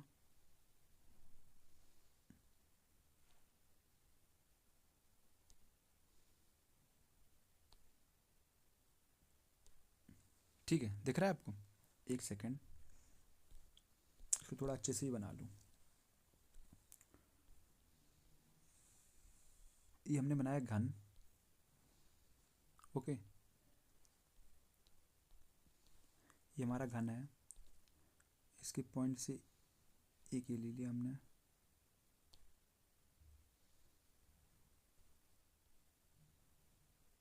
अब आपको दिख रहा है पिरामिड क्या है, पिरामिड जो आपका पार्ट, अब यहाँ से देखेंगे, ध्यान से देखेंगे तो आप पाएंगे क्या, ये जो पिरामिड है ना, ये एक्चुअल में जो, अब ध्यान से देखेंगे, शायद फिगर से इतना दिख भी नहीं रहा है, बट आप थोड़ा विजुलाइजेशन करें, एक सेकेंड, अगर मैं इसके ऊपर करूँ तो शायद देखें, जस्ट सेकेंड,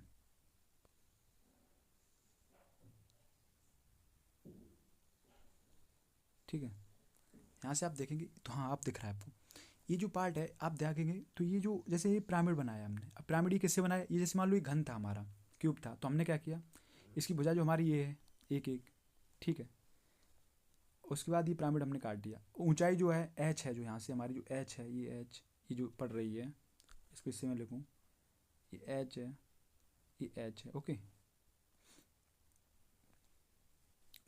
तो आप ध्यान से देखेंगे ये h हो गई, तो क्या है, अगर मुझे ये पिरामिड का अगर निकालना हो क्षेत्रफल तो क्या निकलेगा, देखो, तो ये फिगर जो है, एक सेकेंड, अब देखिए, अब जैसे मान लो मुझे दिया गया है तो क्या होगा, पिरामिड का किसी भी एक डेफिनेशन की लिखिए, क्या, साथ साथ नोट करते हुए चले, समान आधार, समान आधार और समान ऊंचाई, समान ऊंचाई पर प्रिज्म के अंदर, प्रिज्म के अंदर पिरामिड, पिरामिड बनाया जाता है, बनाया जाए तो उसका, तो उसका, तो उसका आयतन जो है, आयतन प्रिज्म का, प्रिज्म का 1/3 होगा।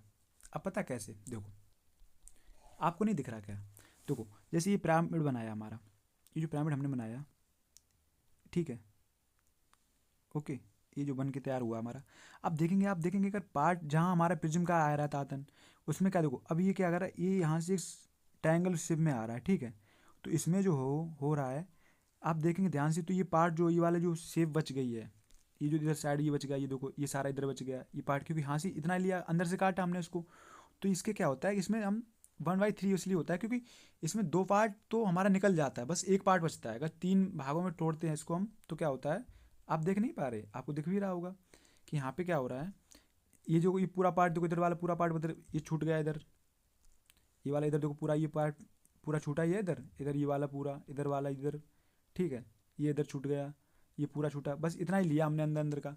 तो ये क्या है, ये आपका जो पिरामिड आपका है ना, अगर सेम ऊंचाई और सेम बेस पे है तो क्या होता है, इसका जो होता है ये प्रिज्म का 1/3 होता है, क्योंकि इसके दो पार्ट हमने निकाल लिए, मतलब काट के अलग हो गए एक तरीके से, ये जो बन गया, ठीक है, आपको दिख भी रहा होगा। तो वैसे ही क्या होता है, कभी कभार क्वेश्चन हमसे पूछेगा, पता क्या निकालेगा, जैसे हमसे क्वेश्चन पूछा भी गया आपकी परीक्षा में कि उसने क्या दे रखा है, उसने हमें दे रखा है क्या, इसका जो पिरामिड का दे रखा है, तो वैसे भी हम जैसे इसका दे रखा है हमें क्या, जो बेस है उसकी तो हमें दे रखा है, एक वर्ग बना रखा है, ठीक है, ऊंचाई h दे रखी है, तो ऊंचाई भी क्या है इसके समान ही है, a दे रखी है हमें। तो इसका अगर हमें आयतन निकालना हो तो वॉल्यूम कितना आएगा, तुम्हारा वॉल्यूम क्या आएगा, तो वॉल्यूम आएगा देखो बेस एरिया 1/3, देखो याद रखना, बेस एरिया इंटू क्या होता है, हमने पिरामिड में जो पिरामिड में होता है, पिरामिड में क्या होता है, पिरामिड का जो आयतन होता है वो क्या होता है, बेस एरिया, तो बेस एरिया कितना हो गया a² इंटू हाइट, हाइट कितनी, हाइट भी हमने एच हुआ है वो हमारी a के बराबर है, तो कितनी होगी a 1/3, 1/3, क्योंकि इसका जो आयतन बनेगा उसका 1/3 ही बनेगा, क्योंकि दो पार्ट तो निकल गए, 1/3 बचा है, मतलब दो पार्ट निकल गए तो बचा कितना एक, तो 1/3 इसलिए हो गया, ठीक है। नेक्स्ट देखिए, दूसरी चीज़ में क्या देखते हैं, देखिए दूसरी चीज़ क्या है कि जैसे हमें ये दिया गया, ओके, जैसे हमें दिया गया,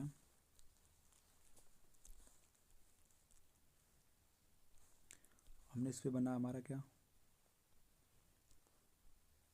इसमें एक चीज़ जो आती है वो क्या आती है निकालने के लिए, जैसे हमसे दिया गया है, देखो हाइट क्या होती है, देखो इसकी भुजा जो होगी क्या a, ओके, उसके बाद क्या है, अगर इसकी हाइट हो गई क्या, ये तो इसकी हाइट हो गई, अगर हमसे यहाँ पे निकालने के लिए बोला जाए क्या, यहाँ से अगर हमें निकालने के लिए बोला जाए, ये जो है इसको मिटा दूँ अगर, तो ये क्या है, ये जो आपका ये वाला पार्ट है, ध्यान से देख पाना, ये जो होता है ये होता है हमारा एल, ठीक है, जिसे हम बोलते हैं क्या, त्रिक ऊंचाई, क्या बोलते हैं, त्रिक ऊंचाई। ये वाला जो पार्ट है ना, अगर मैं इसको ही मिटा दूँ तो शायद आपको अच्छे से दिखे, जो रेड रेड है इस साइड वाला, ये हमारा क्या है, त्रिक ऊंचाई, ये जो है, ठीक है, क्योंकि त्रिक ऊंचाई हमें काफ़ी डिपेंड करेगी, क्योंकि पिरामिड में त्रिक ऊंचाई मैटर करती है एल, तो एल कैसे निकालते हैं हम, देखो एच ही हो गया, ठीक है, ये हो गया, अगर देखो पूरी वजह क्या है हमारी ए है, ये पूरी वजह तो कितनी हो गई a/2, तो एल क्या होगा, देखो यहाँ पे ये 90 डिग्री पड़ रहा है, क्योंकि भुजा पे अगर हम लंब डाल रहे हैं, ऊंचाई तो लंबी होती है ना, सीधी पड़ गई, तो अगर ये 90 डिग्री पे है तो हमारा एल कैसे निकलेगा, तो हमारा क्या होता है L² बराबर क्या हो गया h², और प्लस का क्या आ गया a²/4, ठीक है। तो यहाँ से हमारा जो एल आता है वो कभी आता है, अगर आपसे कभी एल निकालने को बोले तो आप क्या निकाल सकते हैं, h² क्या आ गया a²/4, ठीक है, तो ये तो हमारा एल आ गया, ठीक है। चलिए अब देखिए यहाँ पे, भाई अगर हमसे इससे पूछा जाए, हमसे कहे कि हमारा वो बताइए लेटेस्ट एरिया बताइए, अब देखो लेटेस्ट एरिया क्या होगा, लेटेस्ट एरिया क्या होता है, हम क्या करते हैं, जो पृष्ठ होते हैं अभी हम वहाँ देख रहे हैं, वहाँ भी तो हम इनके देखो एक ही पृष्ठ बन गया, जैसे मान लो इसको अगर मैं रखे, देखो यहाँ पे देखो कैसे रखा मैंने, यही तो है, देखो ए इधर था, एल ये था, ठीक है, एक ये पार्ट, और ऐसे ये पार्ट, एक दूसरा पार्ट ये हो गया, तीसरा पार्ट किधर हो गया, तीसरा पार्ट ये देखो एक पार्ट हो गया, ऐसे एक पीछे चार, तो यही तो हमारे लेटेस्ट एरिया होगा, तो ये होगा क्या, अगर हम देखें तो बेस एरिया ये होगा, हाइट ये इसकी एल हो गई, तो कितना होगा a/L, और इसके कितने पार्ट कितने हो गए, चार, तो कितना हो गया 4 × AL, 4 × AL हो गया, ठीक है। और होता क्या है, देखो ध्यान से देखेंगे आप, जैसे क्या होता है, आपने त्रिभुज में पढ़ रखा है, जैसे त्रिभुज हमें ये दिया गया, कोई भी त्रिभुज है आपका, इसकी हाइट हमें ये दी गई, और जो इसकी हमें बेस दिया गया कितना a, तो इसका क्षेत्रफल क्या होता है 1/2, क्योंकि ये पता है 90 गिरता है, तो 1/2 कितना होता है 1a/h, यही तो होता है, आपने पढ़ रखा है ये चीज़। अब यही चीज़ क्या है यहाँ पे कैसे लगती है, देखो तो यहाँ पे क्या आएगा, अगर इसका मैं इस फेस का जो एरिया निकालूंगा तो कितना आएगा, तो हाफ a/L, ओके। अब वही क्या है, ये फेस हैं कितने 4, टोटल कितने 4, तो 2 से काटे तो कितना हो गया, तो ये हो गया 4a/L। अब यहाँ से देखेंगे तो टोटल सरफेस एरिया कितना आ गया, जो लेटेस्ट सरफेस एरिया हमारा आ गया, कितना आ गया 1/2, और कितना आ गया 4a/L। 4a देखते हैं आपको समझ आया कुछ, 4a का मतलब पता क्या है, 4a जो है वो क्या है, 4a है आपका बेस पेरीमीटर, क्योंकि किसी भी तो जो वर्ग का बेस पेरीमीटर कितना होता है, किसी वर्ग का बेस पेरीमीटर कितना होता है 4a इंटू क्या आता है एल। तो यहाँ से जो हमारा फॉर्मूला बना है वो क्या बना है, अब यहाँ से याद करने वाली चीज़, ये तो मैं आपको समझा रहा था ऐसा हो क्यों रहा है। अब देखो समझाने वाली चीज़ क्या है, अब कभी भी आप देखें, मैंने आपको यहाँ पे जो बताया था, एक तो क्या है, किसी पिरामिड का एरिया निकालना हो और जब उसकी जो भुजा की जो हो लंबाई ऊंचाई जो हो ना वो उसके बराबर हो प्रिज्म के, तो क्या होता है, वॉल्यूम होता है हमारा क्या 1/3 बेस एरिया इंटू क्या हाइट। ठीक है, एक चीज़ तो याद रखना आप। दूसरी चीज़ याद रखनी है, लेटेस्ट एरिया निकालना है तो क्या होता है, देखो 1/2 उसके बाद क्या है बेस पेरीमीटर इंटू क्या आया था, इंटू आता है एल। ओके, इंटू क्या है एल, जैसे बोलते हैं क्या लेटरल हाइट, मतलब जैसे बोलते हैं तिरक ऊंचाई। ठीक है, समझ गए। अब निकाल लोगे यहाँ तक, बस ये चीज़ आप नोट कर लें। उसके बाद आता है नेक्स्ट। अब देखो नेक्स्ट हम बढ़ते हैं, तो हेडिंग लगाइए अब क्या, शंकु। अब देखो शंकु को आपको पढ़ने में आसानी होगी। तो शंकु क्या है, कौन जिसे बोलते हैं, तो कौन है क्या, कौन बनता कैसे, कौन ही है, ये तो आपका कौन। अब देखना कौन की ये हो गई आपकी है एच, ये क्या हो गई हाइट। उसके बाद क्या है, ये क्या हो गया आपका आर। ओके, एल ये हो गया। ठीक है, अब हमसे पूछ रहा है, अगर हमसे शंकु का वॉल्यूम पूछे तो वॉल्यूम होता क्या है, वॉल्यूम अभी पढ़ के आए पिरामिड का। वॉल्यूम क्या होता है, वॉल्यूम पिरामिड का होता है क्या, 1/3 बेस एरिया है क्या, बेस एरिया इसका क्या है, वृत्त बन रहा है, वृत्त पे तो बन रहा है, तो बेस का एरिया क्या होगा πr² इंटू क्या है एच। ठीक है, अभी पीछे हमने पढ़ा। उसके बाद भाई हमसे क्या है, लेटेस्ट सरफेस एरिया क्या है। ये चीज़ मैं आपको इसलिए बता रहा हूँ, जो बताने के लिए मैं 1 मिनट में ये सारी चीज़ आपको लिखा के निकल जाता, बट मैं कह रहा हूँ आपको ना रटना ना पड़े। आप ऐसा हो रहा है ये बात समझ में आ जाए तो क्या है, पेपर में आप किसी में बैठ जाएंगे आपको कोई दिक्कत नहीं होगी। जैसे लेटेस्ट सरफेस एरिया कितना हो गया हमारा, तो वो क्या होता है, हमने देखा अभी क्या, पीछे हमने देखा ना अभी क्या होता है 1/2, 1 मिनट इधर निकल गया, 1/2 और क्या होता है 1/2 base area sorry base perimeter into क्या लेटरल हाइट। ठीक है, तो क्या हो गया यहाँ से, तो 1/2 बेस पेरीमीटर कितना होता है, तो इसका बेस पेरीमीटर क्या होता है, इसका पेरीमीटर होता है क्या 2πr, क्योंकि वृत्त का बेस पेरीमीटर क्या होता है, बेस वृत्त का जो पेरीमीटर होता है क्या 2πr इंटू क्या एल। तो देखो 2 से 2 कट गया, तो हमारा लेटेस्ट सरफेस एरिया कितना आ गया, वो आ गया हमारा कितना πrl। ओके, अब भाई यहाँ से हमें जो टोटल सरफेस एरिया निकालना होगा अगर हमें, तो टी एस ए कितना हो गया हमारा, टी एस ए क्या होता है πrl, और प्लस में क्या जोड़ते, प्लस में अभी तक हम क्या जोड़ते थे बेस एरिया। अब बेस एरिया को देखो अब क्या है, देखो यही तो अंतर हो गया, प्रिज्म और उसमें अंतर क्या हो गया, प्रिज्म क्या होता था बेस एरिया ये भी लेते थे हम πr² और ऊपर वाले लेते, लेकिन यहाँ पे क्या है, यहाँ पे तो कौन बन रहा है ना, यहाँ पे तो बनी ना ऊपर वाले बेस एरिया है क्या, तो वो कितना हो गया, तो हम क्या लेंगे πr² ओनली।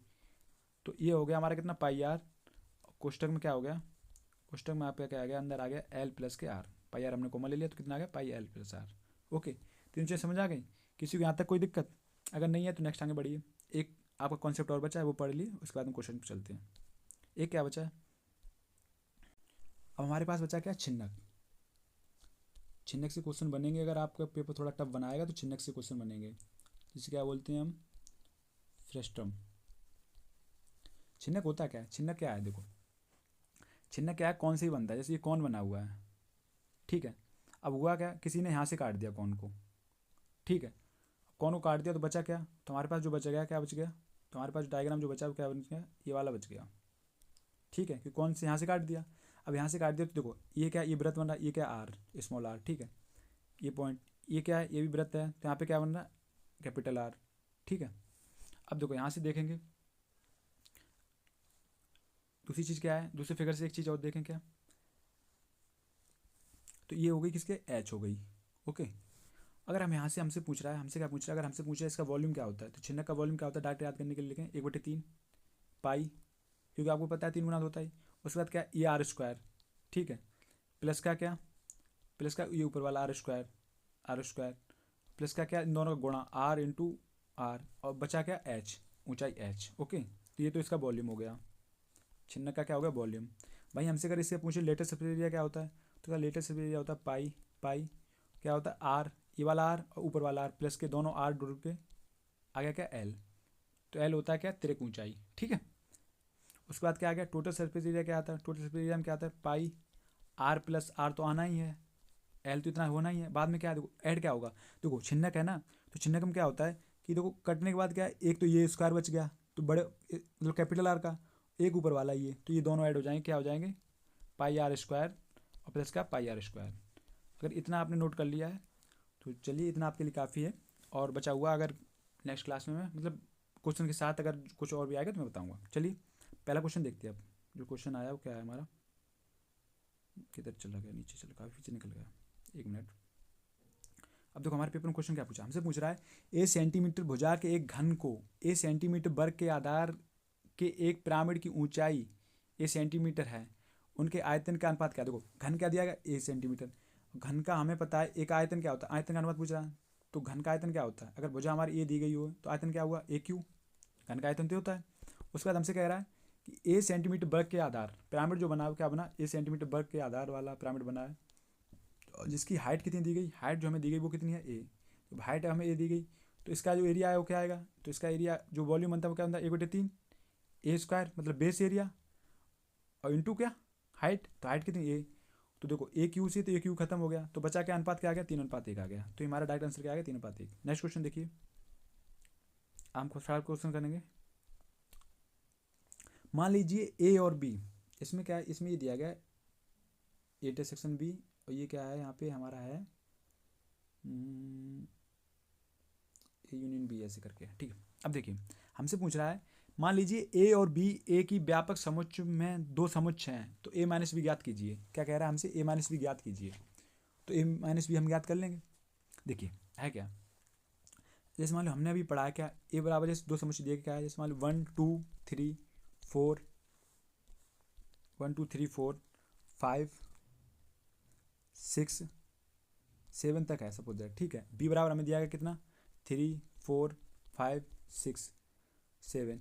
और हमसे कह रहा है ए माइनस बी क्या होगा, तो ए माइनस बी होता क्या था, ए माइनस बी हमारा क्या होता था, जो बी में कॉमन है वो हम नहीं लेते थे, बाकी बचे हुए जो ए में बच जाते थे वो हम नोट आउट कर लेते थे। तो मुझे पता है 3 4 5 6 7 कॉमन है, तो मुझे 3 4 5 6 7 कॉमन, तो बच 1 2, या मान लो यहाँ पे क्या है, यहाँ पे मान लो 7 नहीं भी है, ठीक है, यहाँ पे है 7, तो मुझे पता लगा कॉमन क्या है। तो हमारे पास कॉमन क्या आ गया, 3 4 5 6, 3 4 5 6। तो हम नोट आउट करेंगे ए माइनस बी क्या होता है, ए माइनस बी होता है 1/2 -2 आ जाएगा। पता क्यों, ए कॉमा 2 आ जाएंगे, जो एलिमेंट आएंगे वो क्या आएंगे 1,2, क्योंकि 7 नहीं आएगा। 7 पता क्यों नहीं आएगा, क्योंकि हम सिर्फ वो देखते हैं जो ए में बच जाते हैं, बी में कॉमन होते हैं वो हम हटा देते हैं। तो हमारे पास आंसर पूछ रहा है क्या बचेगा, तो ओनली ए बच जाएगा। पता क्यों, क्योंकि जो बी के हैं वो तो हमने हटा ही दिए। ये पता ऐसे है, जैसे मान लो ए बी, फिगर से समझिए क्या है, जैसे ए है, ए बी है, ओके। ए की जो वैल्यू एक्स है, ये दोनों की जो कॉमन थे वो क्या है वाई, ये जेड है। तो हमसे पूछ रहा है कि अगर ए माइनस बी कर दिया, तो ए माइनस बी करने का मतलब क्या है, जो कॉमन वाले थे वो तो हट ही गए, तो बचेगा क्या, ये बच जाएगा। तो क्या केवल ए, केवल ए का मतलब क्या है, जो सिर्फ ए में ही है, जो बी में है ही नहीं एलिमेंट, जो सिर्फ बी में ए में है, ए में 1,2 है, बाकी बी में जो कहीं है 1,2 नहीं है ना, तो वही बच जाएंगे जो केवल ए में है, इसलिए आंसर आपका ओनली हो गया। नेक्स्ट क्वेश्चन देखिए क्या कह रहा है हमसे, हमसे कह रहा है 10 व्यक्तियों की औसत आयु में 3 वर्ष की वृद्धि होती है जब उनमें से 2 लोगों के स्थान पर जिनकी आयु 23 और 25 वर्ष है 2 नए लोग आते हैं। 2 नए लोगों की औसत आयु कितनी होगी। देखो हमसे कह रहा है 10 व्यक्तियों की औसत आयु, मान लो हमने एक्स है स्टार्टिंग में, होता क्या है बाद में कितनी हो जाती है इनकी, x+3 हो जाती है। पता क्यों, जब उनमें से 2 लोग जिनके स्थान पे आयु क्रम से कितनी है 23 और 25 है जो चले जाते हैं, तो 5 3 8 और 4 48, उनके यहाँ पे नए लोग आते हैं। अब बताओ जो 48 अगर 2 लोग गए थे, अगर 48 के ही आ जाते तो इनका औसत बढ़ता ही नहीं, बट औसत इनका 3 बढ़ा है प्रति पे, तो 10 का मतलब 3, तो कितना बढ़ा 30। तो 30 का मतलब क्या है कि 30 एक्स्ट्रा वेट लेके आए, तो कितना लेके आए, ये लेके आए 878। इसका मतलब इन दोनों का जो वेट का योग है ना वो कितना है, वजन का जो योग है वो कितना है 78। तो हमसे पूछ रहा है 2 नए लोग आए हैं उनका औसत कितना है, तो औसत का मतलब 2 लोग आए, तो 2 से हमने काट दिया, 2 3 6 2 में 18, तो कितना आ गया 39। ये आपका आंसर हो गया। नेक्स्ट क्वेश्चन देखिए, 6% का कितना प्रतिशत 5% है, तो 6% का कितना प्रतिशत 5% है, तो 6% का 5% निकाल लेंगे, 5% कितना हुआ 6% का 5/6 % में निकालना, तो 100 का गुणा कर दिया, तो हमने कितना आ गया 500/6। देखो परसेंटेज से परसेंटेज तो ये कट ही जाना है ये वाले, तो ठीक है। तो 500/6, तो 6 से कम 6 कम 6 सॉरी 6 48, बचा कितना 50 गया, तो 2 बचा 20 हो गया, तो 6 18, तो कितना आ गया 83.3। नेक्स्ट क्वेश्चन देखिए क्या कह रहा है, अर्जुन 8,000 रुपये मूल्य का एक मोबाइल खरीदता है, वह अग्रिम राशि के रूप में 3500 रुपये का भुगतान करता है और बाकी भुगतान 18 महीने के बाद करता है, जिस पर उसे 8% प्रतिवर्ष की दर से साधारण ब्याज पर भुगतान करना है। मोबाइल फ़ोन के लिए उसके द्वारा भुगतान की गई कुल राशि क्या है। देखो जो क्वेश्चन हमने पढ़ रखे हैं पहले वो हम जल्दी जल्दी करते हुए निकलेंगे। देखो अब इसमें क्या कह रहा है, हमसे कह रहा है अर्जुन ने क्या किया 8,000 रुपये का मोबाइल खरीदा, उसमें ये क्या कर रहा है ₹3500 अग्रिम जमा कर रहा है, तो इसने 3500 जमा कर दिया अभी। उसके बाद बचा कितना, इसके बाद 4500। इसने क्या किया, 4500 पे इसने क्या किया, इसने कहा आप मुझे ना ब्याज पे दे दो ये, ठीक है। तो इसने क्या किया, 18 महीने बाद 4500 ब्याज लगेगा, तो 8% के हिसाब से 18 महीने, और 18 महीने को साल बदलने के लिए क्या हमने 12 का भाग कर दिया बटे 100। तो PRT इंटू 100 ये तो निकालते हैं, 7-8 ब्याज निकालते हैं हम। तो हमने 2 जीरो से 2 जीरो खत्म करा, 6 से काटा 6 दूनी 12, 6 18, 2 से काटा 4, तो 4 3 12, तो 12 पंजे 60, जीरो यहाँ से लगी 6, 5 72, और 6 कितना हो गया 78, 12 पंजे 60 की 6, 12 चौक 48 से 54, तो कितना हो गया 540। तो मुझे जो इस पर जो ब्याज मिला ना 18 महीने में से ब्याज मिले देना पड़ेगा, वो कितना देना पड़ेगा 540 रुपये। अब ये देखो 3500 दे चुका है, 4500 तो ये पे करने, 4500 35 कितना हो गया 8000, और 540 से एक्स्ट्रा ब्याज और देना, तो इसे टोटल अमाउंट कितना देना है 8540। तो ऑप्शन नंबर क्या हो गया आपका ए। नेक्स्ट क्वेश्चन देखिए, आसान सा क्वेश्चन था, इतना कुछ खास था नहीं। अगर मार्च 2012 का पहला दिन रविवार था, तो मार्च 2012 के मार्च और अप्रैल महीने में कितने मंगलवार होंगे, निकाल लेंगे, कोई दिक्कत है बताओ। यहाँ पे देखो ये हम निकालते कैसे, हमसे कह रहा है अगर मार्च 2012 का पहला दिन रविवार था, तो 2012 के मार्च और अप्रैल में कितने मंगलवार आएंगे। अब देखो अगर पहला दिन क्या है, पहला दिन हमें पता लगा 1 मार्च 2012 जो है वो क्या है, रविवार है, रविवार, ठीक है। तो इसका मतलब मंगलवार कितनी तारीख को आएगा, तो मंगल आप जो आएगा वो कितनी तारीख को आएगा, तो मंगल आएगा आपका, अगर 1 को रविवार है तो 3 को मंगल आएगा, ठीक है। 1 को रविवार है तो सोमवार मंगल, तो मंगल आया कितने 3 को। अब हमसे कह रहा है, तो इसमें हम साथ साथ ऐड करते हुए चलेंगे, तो हमें पता लगा, तो देखो 1 तो 3 को मंगल आएगा, फिर कितने मंगल आएगा 10 को, फिर कितने होगा 17 को, फिर कितना आएगा 24 को, फिर 24 के बाद कितने को आएगा 24 और 7 कितना हो गया 24 7 31 को आ जाएगा। फिर मंगल आएगा कितने को आपको 7 तारीख में, फिर आएगा कितने 14 में, फिर आएगा 21 में, और क्या है अप्रैल, फिर आपका आ जाएगा 28 में। तो इसका मतलब मंगल हो कितने गए, एक तो ये आ गया 1 2 3 4 5 6 7 8 9। तो हमसे पूछ रहा है टोटल कितने मंगलवार आएंगे मार्च से अप्रैल तक, तो कितने आ गए 9। नेक्स्ट क्वेश्चन देखिए क्या कह रहा है, 0 से 9 तक की संख्या को इस्तेमाल करके यदि किसी भी अंक को दोहराया ना जाए तो 5 अंकों की कितनी संख्या बनाई जा सकती हैं।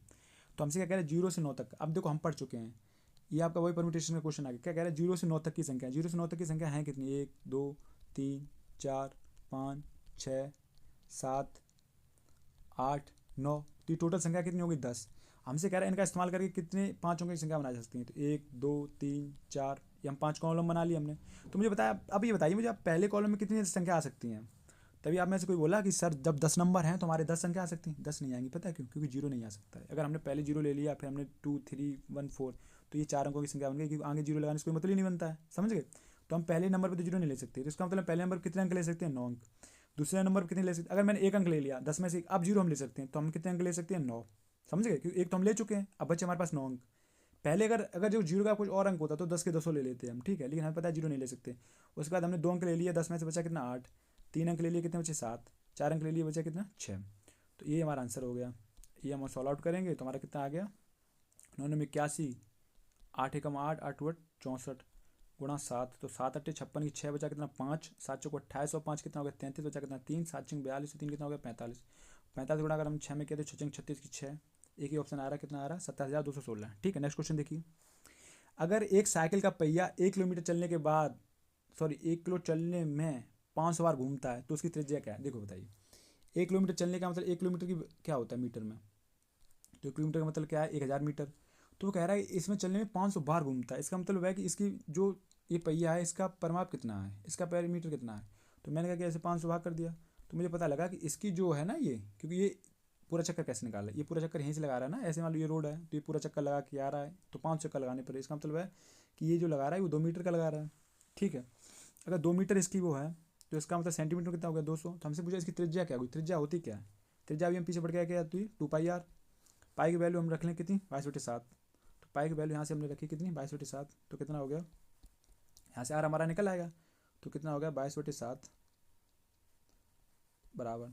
अब देखो काटेंगे 2 तो ये है 11 में 2 22 में 2 है तो कितना हो गया 11 बार, तो 4 से काटा में 4 पंचे 20, 7 का गुणा इसमें हो गया तो कितना आ गया, आर बराबर कितना आ गया, 7×5 = 350 बटे कितना आ गया 11, तो 11×3 = 33, बचा कितना 2, 20 हो गया, तो 11 कम 11, तो आपका आंसर कितना होगा 31.8। ठीक है, आसान से क्वेश्चन दे तो ज़्यादा टाइम नहीं वेस्ट करेंगे हम। नेक्स्ट क्वेश्चन देखिए, नल ए एक टैंक को 40 घंटे में भर सकता है। ए जो है वो 40 घंटे में भर सकता है, बी उसी टैंक को 50 घंटे में भर सकता है। टैंक को भरने के लिए दोनों नलों को एक साथ खोला जाता है, कितनी देर बाद नल ए को बंद कर दिया जाएगा। अब देखिए हमने टोटल एफिशिएंसी इनके मान ली कितना वर्क है, 200 मान ली भर रही है, तो 4×5 = 20, तो मुझे बता 5 और 5 × 20।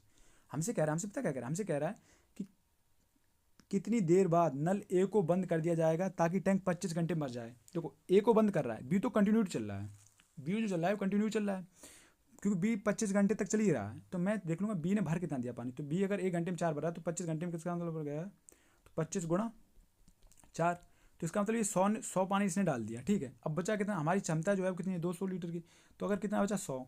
अब मुझे ये कह रहा है कि अब देखो 25 घंटे लगातार जब बी चलने के बाद उसने 100 लीटर डाल दिया, इसका मतलब ए ने जो डाला है, ए ने कितने घंटे में चला, तो ए का मतलब 5 से निकाला तो हमें पता लगा ए ने जो है ना 20 घंटे डाला। इसका मतलब ए को 20 घंटे बाद बंद कर दिया गया था, क्योंकि इसने जैसे ही 20 घंटे चला तो इसने 20×5 = 100 डाल दिया, तो इसका 100 आ गया। और इसने डाला कितना, 4 डाला, तो बीचों को 80 इसका पड़ गया, तो 5 घंटे से और लग गए। ठीक है, समझ गए। ओके, चलिए नेक्स्ट बढ़ते आगे। क्या कह रहा है, हमसे कह रहा है 5 प्रक्षेपणों का माध्य 3 है और प्रेशर 2 है। अगर 5 में से 3 प्रक्षेपण जो प्रेक्षण हैं 1, 3, 5 हैं, तो शेष 2 प्रेक्षण ज्ञात कीजिए। ये बताइए 5 प्रेक्षणों का माध्य कितना है 3, तो इसका मतलब योग कितना हो जाएगा, अगर इनका औसत 3 है तो योग कितना हो गया, तो 5 का योग कितना हो गया, 5×3 = 15। ओके, प्रेक्षण क्या होता है, प्रेक्षण जो होता है वेरिएंस होता है, वो क्या होता है, देखो वेरिएंस क्या होता है। दूसरी चीज़ क्या है मैं बता रहा हूँ आपको, 3 प्रेक्षण क्या है, 3 प्रेक्षण 1, 3, 5 हैं, तो हमसे कह रहा है अन्य 2 क्या होंगे। अब यहाँ से समझने वाली बात पता है क्या है, 1, 3, 5 है, तो कितना 5, 3, 8, 1, 9, तो इसका मतलब 9 ये है, और 2 का योग मतलब टोटल योग 15 है, तो कितना बचा, कितना 6, तो 6 होना चाहिए। 2 संख्या जो ऐसी होंगी जिनका 6 होगा, 3, 2, 5 ये आंसर नहीं होगा, 3, 2, 5 ये आंसर नहीं होगा। हमारे पास 2 ऑप्शन बचे। प्रेक्षण पता क्या होता है, प्रेक्षण होता है, मैं आपको बताऊँ तो ऐसे लिखिए, प्रेक्षण ही समझा दूँ मैं आपको। प्रेक्षण होता है, एडिंग लगाइए प्रेक्षण, प्रेक्षण से क्वेश्चन आते हैं। वेरिएंस क्या है, वेरिएंस आपका होता है वो क्या है, तो वेरिएंस बराबर होता है आपका क्या, सिग्मा x1 - x² का होल स्क्वायर अपॉन n। कुछ भी समझ नहीं आया होगा आपको, लेकिन यहाँ नोट करते हुए चलिए मैं बताऊँ रहा आपको। जहाँ क्या है, जहाँ x² बराबर क्या है, माध्य है। ठीक है, माध्य। अब देखिए क्वेश्चन से समझिए, क्वेश्चन हमें दिया गया x1 = क्या दिया, 1, 3, 5, 7, 9, 11। हमसे कह रहा है कि आप प्रेशर ज्ञात कीजिए, क्या कहिए, प्रेशर ज्ञात कीजिए, प्रेशर ज्ञात कीजिए। तो क्या करेंगे हम, सबसे पहले क्या निकालेंगे, प्रेशर के लिए पता क्या निकालें, सबसे पहले हम निकालते हैं माध्य, क्योंकि हमारा फॉर्मूला में माध्य चाहिए। ठीक है, औसत चाहिए, तो हमने औसत निकाला, तो औसत क्या आया, माध्य आया, तो कितना आ गया, 5, 3, 8, 1, 9, 9, 18, 18 और 7 और 11, 18, 18 36, तो 36 संख्या कितनी है, 1, 2, 3, 4, 5, 6। तो यहाँ से हमारा जो माध्य आ गया वो कितना आ गया, तुम्हारा माध्य कितना आ गया, तो माध्य आ गया कितना आ गया, 6। ठीक है, अगर माध्य हमारा 6 आ गया, अब देखिए यहाँ से कैसे हम निकालते हैं, दिख रहा है आपको। अब वेरिएंस यहाँ हम निकालेंगे, बी सी डोनेट किया आपसे हमने।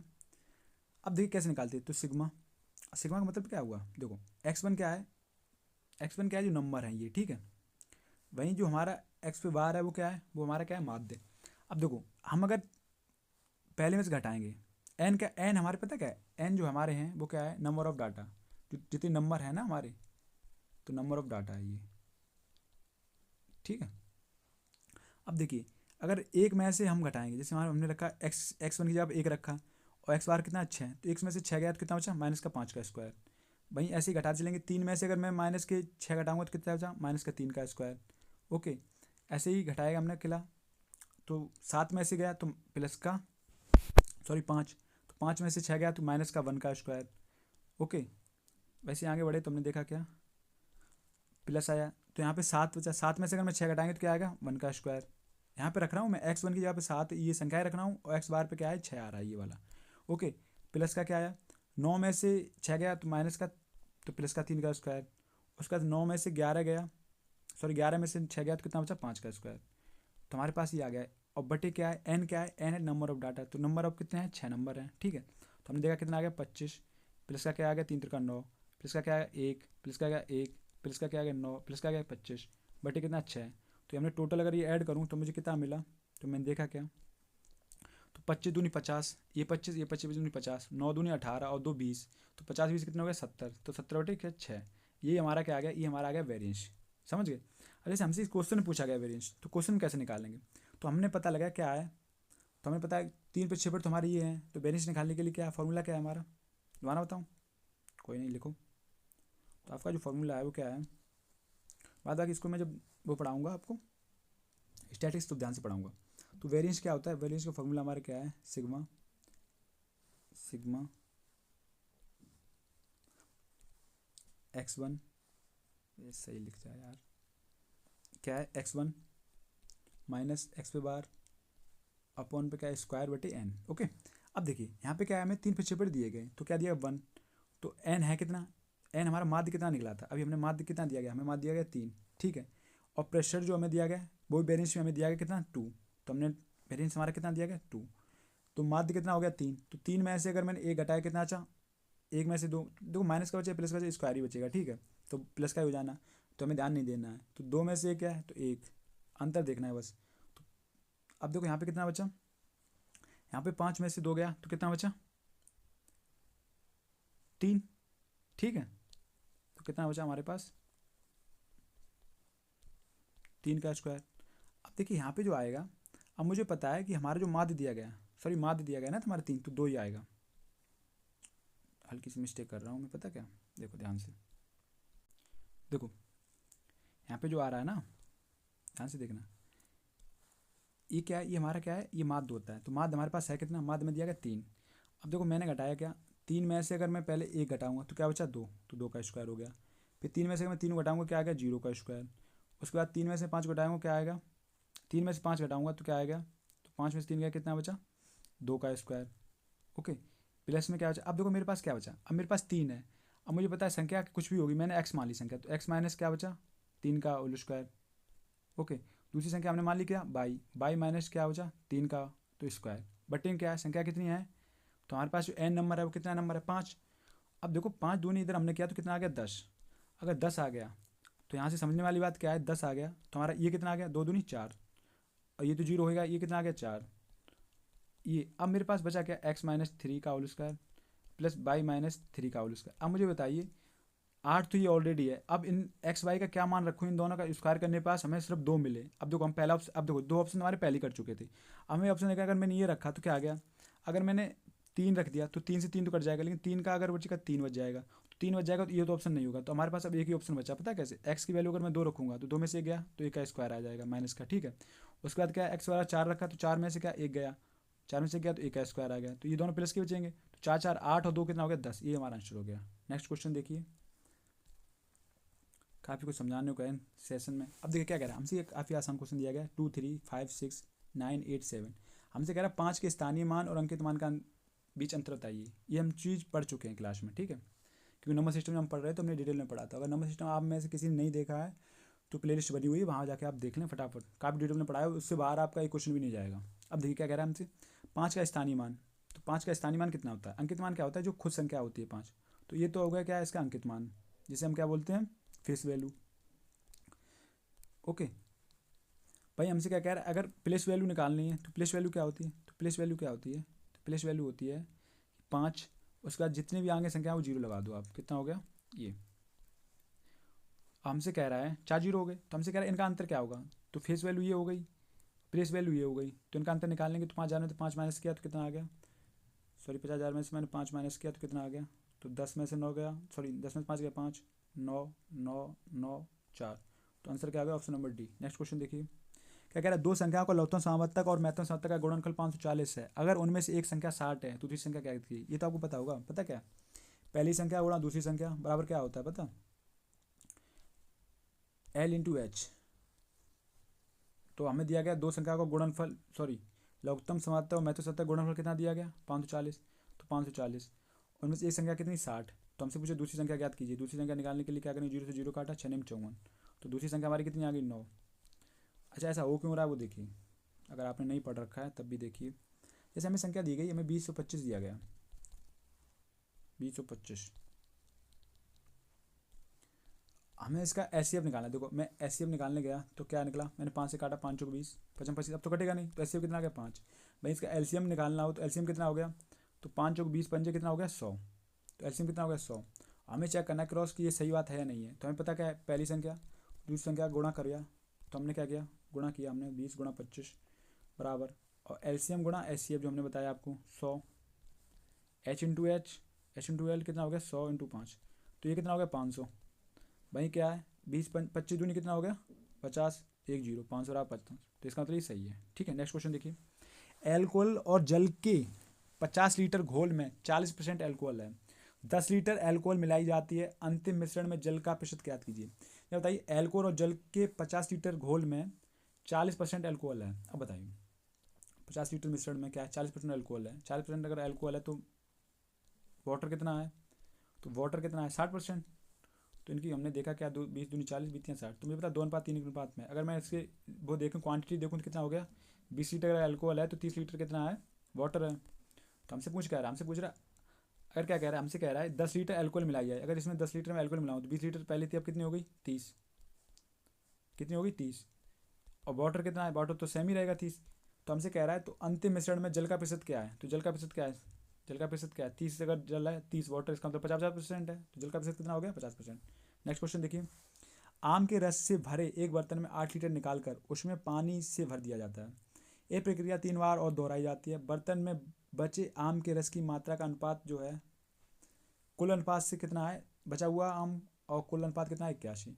तो आरंभ में बर्तन में कितना आम का रस है, इनका पता क्या है, देखो एक तो शॉर्टर का क्या है फार्मूला क्या कहता है, तो इसका फार्मूला आप नोट करें क्या है, रिमेनिंग क्वांटिटी। ठीक है, उसके बाद क्या है, इज इक्वल टू क्या आता है, इनिशियल मतलब स्टार्टिंग की जो है, ठीक है, इनिशियल क्वांटिटी। उसके बाद क्या है, ये किसकी दी गई, ये रिमेनिंग जो इनिशियल दी गई आम की दी हुई है। ठीक है, उसके बाद क्या कह रहा है, इसको हल्का सा छोटा करूँ मैं, पढ़ तो लिया ही आपने और दिख भी रहा होगा, into 1 minus B upon T for total amount का एन पावर पता क्या है। अब देखो ध्यान से देखना, ये पता क्या है, समझने वाली बात है, जैसे हमें इसमें क्वेश्चन से समझिए।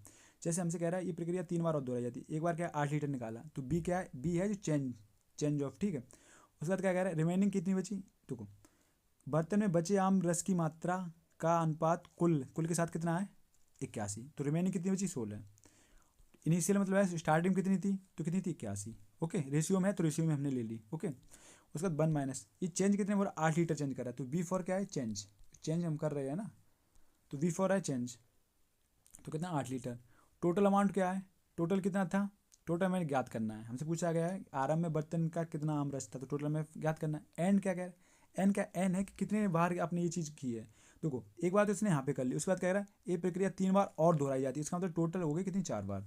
अब यहाँ से जब मैंने इसे सॉल्व आउट किया तो मैंने क्या पाया, तो देखो यहाँ पे तो ये कितना आ गया 16/81, और क्या आ गया 1 माइनस की पावर 1 माइनस 8/t। अब देखो ये 4 पावर है, ये 4 में लिखा दिया तो √4 आ गया इधर। अब मैं देखूंगा तो अगर 4 रूट निकालूंगा तो क्या हो गया, ये दो का पावर 4 ही तो है 16, तो कितना आ गया 2 आ गया, और ये 81 कितना आ गया 3 आ गया। अगर ये 2 3 आ गए तो इसका मतलब है हमारे पास क्या बचा, तो 1 माइनस 8/t। अब यहाँ ध्यान से देखना, अगर मैं इसको 1 को इधर ले आऊँ तो क्या था 2/3 माइनस 1, तो 3 एकम 3, और 2 में से 3 गया, 3 माइनस का जाना है तो कितना बचा माइनस का 1/3, तो हमारे पास क्या आ गया माइनस की 3 माइनस का 8/t, यही बचा, क्योंकि माइनस इधर ले आए थे हम, 1 ये वाला था इधर, तो माइनस से माइनस खत्म हो गया। तो टी इक्वल टू क्या आ गया, टी अगर मैं इधर ले जाऊँ और 3 इधर आ गया तो टी इक्वल टू क्या आ गया 8 3 24, यही हमारा आंसर हो गया। लेकिन आपको पेपर में ऐसे नहीं करना है, मैं तुम्हें बताऊँ, मैं तुम्हें एक चीज़ और बताऊँगा, पता क्या, कितना आ गया 24।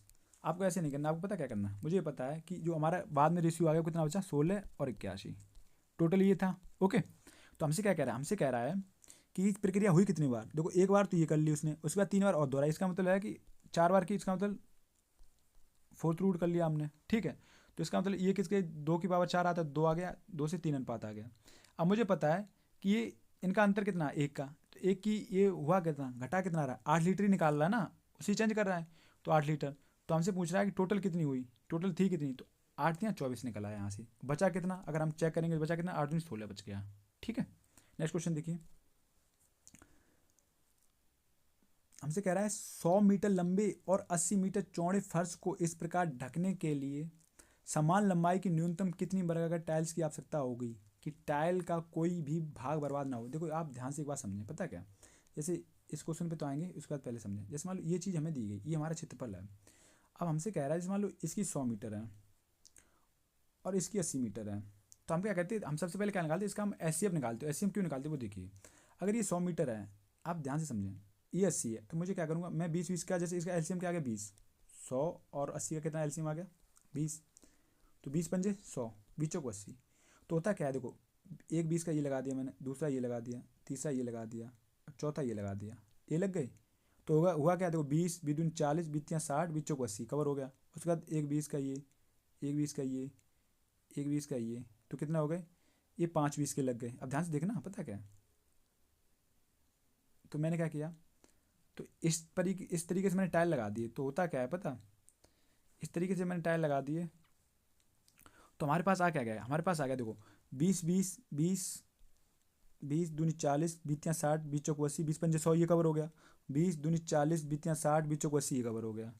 20 दूनी समझ गए, तो ये 100 भी कवर हो गया और ये भी कवर हो गया। इस वजह से हम इसका एचसीएफ लेते हैं, ताकि हमारा ये जो है ना, इसमें हमारा टाइल बर्बाद ना हो बिल्कुल। तो हमारा सेट हो गया। भाई ये क्वेश्चन क्या कह रहा है, क्वेश्चन में क्या कह रहा है, क्वेश्चन हमसे कह रहा है, हमसे क्या कह रहा है, हमसे कह रहा है 100 मीटर लंबे और 80 मीटर चौड़े फर्श को इस प्रकार ढकने के लिए समान लंबाई की न्यूनतम कितनी वर्गाकार टाइल्स की आवश्यकता होगी कि टाइल्स का कोई भी भाग बर्बाद ना हो। तो इसका मतलब 100 मीटर, ठीक है, समान वर्ग की लंबाई के एक कितनी वर्गाकार टाइल्स लगानी है, तो 100 मीटर × 80, तो इसका टोटल एरिया कितना हो गया, तो एरिया कितना हो गया 8000। ठीक है, और मैंने इसका एलसीएम ले लिया, तो एलसीएम हमारा कितना आ गया, 20। अब हमसे कह रहा है वर्गाकार ये टाइल्स हैं, तो वर्गाकार का मतलब इसका भी स्क्वायर होगा, तो कितना हो गया 400, क्योंकि एरिया कवर कर रहा है, तो वर्गाकार स्क्वायर एरिया से एरिया कट गया। तो हमने 2 0 से 2 0 खत्म किया, तो 4 दूनी 8, तो मुझे पता लगा 20 टाइल लगेंगी, जिससे ये हमसे पूछा टाइलों की संख्या क्या होगी जिससे कोई बर्बाद ना हो, तो 20 टाइल होंगी जिससे कोई संख्या बर्बाद नहीं होगी। ठीक है, नेक्स्ट क्वेश्चन देखिए। गणना में प्रतिशत त्रुटि क्या है यदि तिरसा एक संख्या n को 32 की बजाय, मतलब 32 × 102 की बजाय 32 × 1/3 से गुणा कर देती है। जैसे मान लो तिरसा क्या गया, n से उससे कहा गया कि 32 × 1/2 कर दो, बट उसने क्या किया, n में ही क्या किया, n में 32 × 1/3 कर दिया। तो हमसे कह रहा है प्रतिशत त्रुटि क्या होगी, तो n से n से मैं हटा लो, रेशियो ले लिया, तो मैंने क्या देखा, तो मैंने क्या पाया, पता क्या पाया, अगर यहाँ से हम रेशियो से देखूँ, रेशियो से भी कर सकते हैं वरना डिटेल में भी कर सकते हैं, पता क्या, तो 32 से 32 खत्म। तो मुझे पता लगा इसमें गलती इसकी क्या हो रही, 3 की जगह पे 2 रह जा रहा, समझ रहे, जहाँ इसका आंसर 3 आना चाहिए वहाँ पे आंसर कितना आ रहा 2, तो इसका मतलब कमी कितनी हो रही 1 पे, कितने पे हो रही कमी 1 की, 3 पे, तो इसका मतलब कितना आ गया 33 सही 3%। तो त्रुटि कितनी है इसकी, मतलब भैया जो 3 आना चाहिए था 2 आ रहा है, तो 1 कम हो रहा है, कितने पे 3 पे, आना 3 चाहिए था ना, इसी पे कम होगा, तो कितना आ गया 33.5%, 33 सही 1 ठीक है। नेक्स्ट क्वेश्चन देखिए। कुछ निश्चित वर्षों में 5,000 रुपये की चक्रवृद्धि ब्याज पर 45,000 रुपये हो जाती है, उसकी आधी अवधि में 5,000 रुपये कितने हो जाएंगे। देखो ध्यान से देखना, हमसे कह रहा है 5,000 रुपये हैं, अमाउंट ना 45,000 हो जा रहा है, तो हमसे क्या कह रहा है, अब देखो जो रेशियो होता है ना चक्रवृद्धि ब्याज का, पता क्या, देखो जैसे मान लो कोई चीज़ 1 से 2 हो रही है 1 साल में, तो वो 2 साल में कितनी होगी, तो वो 2 साल में हो जाएगी 1 से 4, क्योंकि उसका स्क्वायर में बढ़ता है। ठीक है, और 3 साल में कितनी हो जाएगी 1 से 8, समझ गए, क्योंकि 1 का क्यू हो जाएगा, 1 का क्यू इसी रेशियो में बढ़ता है। ठीक है, भाई क्या है, जैसे मान लो कोई चीज़ हुई, जैसे मान लो कोई चीज़, यहाँ पे हमसे क्या कह रहा है, ध्यान से देखना, चक्रवृद्धि ब्याज की बात कर रहा हूँ मैं, जैसे मान लो 1 से 4 हो गई, तो हमसे कह रहे ये मान लो हुआ कितना 8 वर्ष में हो गया, तो हमसे कहे 4 वर्षों में क्या होगा, तो 4 वर्षों में पता क्या होगा, इसका आधा हो रहा है, तो अंडर रूट ले लेंगे, तो हमारा क्या हो जाएगा 1 से 2 हो जाएगा, समझ गए। यहाँ से जैसे यहाँ पे टाइम दुगना हो रहा था, तो ये भी हो रहा है दुगना, क्योंकि 1 वर्ष है, वहाँ 2 वर्ष हो गई, तो वैसे ही। अब देखो यहाँ पे हमसे कह रहा है कि 5,000 से कितनी 45,000 हो रही है, तो मैंने क्या किया, तो बस तो 5,000 से 45,000 हो जा रही, तो मैंने क्या रेशियो चेक किया, तो 3 से 3 काटा, 5 ने 45, मुझे पता 1 से कितना हो रहा है 9, तो हमसे कह रहा है उसकी आधी अवधि में उसकी आधी अवधि में 5,000 रुपये से कितना हो जाएगा। तो आधी अवधि का मतलब क्या है, अंडर रूट ले लिया हमने। अगर जैसे हमसे कहता है इसकी 1/3 अवधि में क्या हुआ, तो मैं रूट क्यू ले लेता। ठीक है, अंडर रूट क्यू। अब मैंने यहाँ से देखा तो कितना आ गया हमारा, तो हमारा आ गया 1 से 3। तो मुझे पता लगा 1 से 3 अमाउंट हो जाएगा। तो अगर 5,000 रुपये की राशि 3 वर्षों में कितनी हो जाएगी, सॉरी आधे टाइम में कितने हो जाएगी, तो 15,000 हो जाएगी। ये हमारा आंसर हो गया। और आपको ये चीज़ नहीं भी पता है ना, तब भी आप आंसर तक पहुँच जाते हो। पता है कैसे, अब देखो ध्यान से, आप ऐसे पहुँचते, हमसे कह रहा है 5,000 से 45,000 रुपये हो जाता है। इसका मतलब ब्याज हमें कितना मिल रहा है, इसका वजह जो ब्याज हमें मिल रहा है, एक बात बताइए, 5,000 से 45,000 हो रहा है। और अगर ये 5,000 से 45,000 हो रहा है, तो अगर आधे टाइम में क्या होगा, ये 22,000 के अप्रोक्स हो जाएगा। समझे, 22,500 के अप्रोक्स, आधे टाइम में इतना तो होना ही है। ओके, अगर ये 22,500 के अप्रोच होगा, पता कब, अगर मान लो बिल्कुल ही आधे टाइम में बिल्कुल लेकर चला हूँ साधारण ब्याज के हिसाब से, लेकिन चक्रवृद्धि में क्या होता है, ब्याज भी ब्याज मिलता है। तो ये 22,000 तो नहीं होगा। तो इसका मतलब क्या, पता, दो दो ऑप्शन कट गए। तो इसका मतलब ये 35,000 नहीं होने वाला, 25,000 नहीं होने वाला, क्योंकि ये मैंने मैक्सिमम मान लिया। क्योंकि 22,000 का मतलब पता है कि आधा मैंने मान लिया। जबकि होता क्या है, चक्रवृद्धि ब्याज में क्या होता है, 5,000 से 10,000 हुआ होगा, फिर उस पर ब्याज मिला होगा 15,000 हुआ होगा, फिर 15,000 ब्याज मिला 20,000 हुआ होगा, ऐसे बड़े होंगे ना रेट। लेकिन हमने आधा डायरेक्ट मान लिया, जबकि इससे कम ही आएगा आंसर जो आएगा। तो मुझे पता है 35,000 और 25,000 तो कट ही गए। हमारे पास ऑप्शन क्या था, 5,000।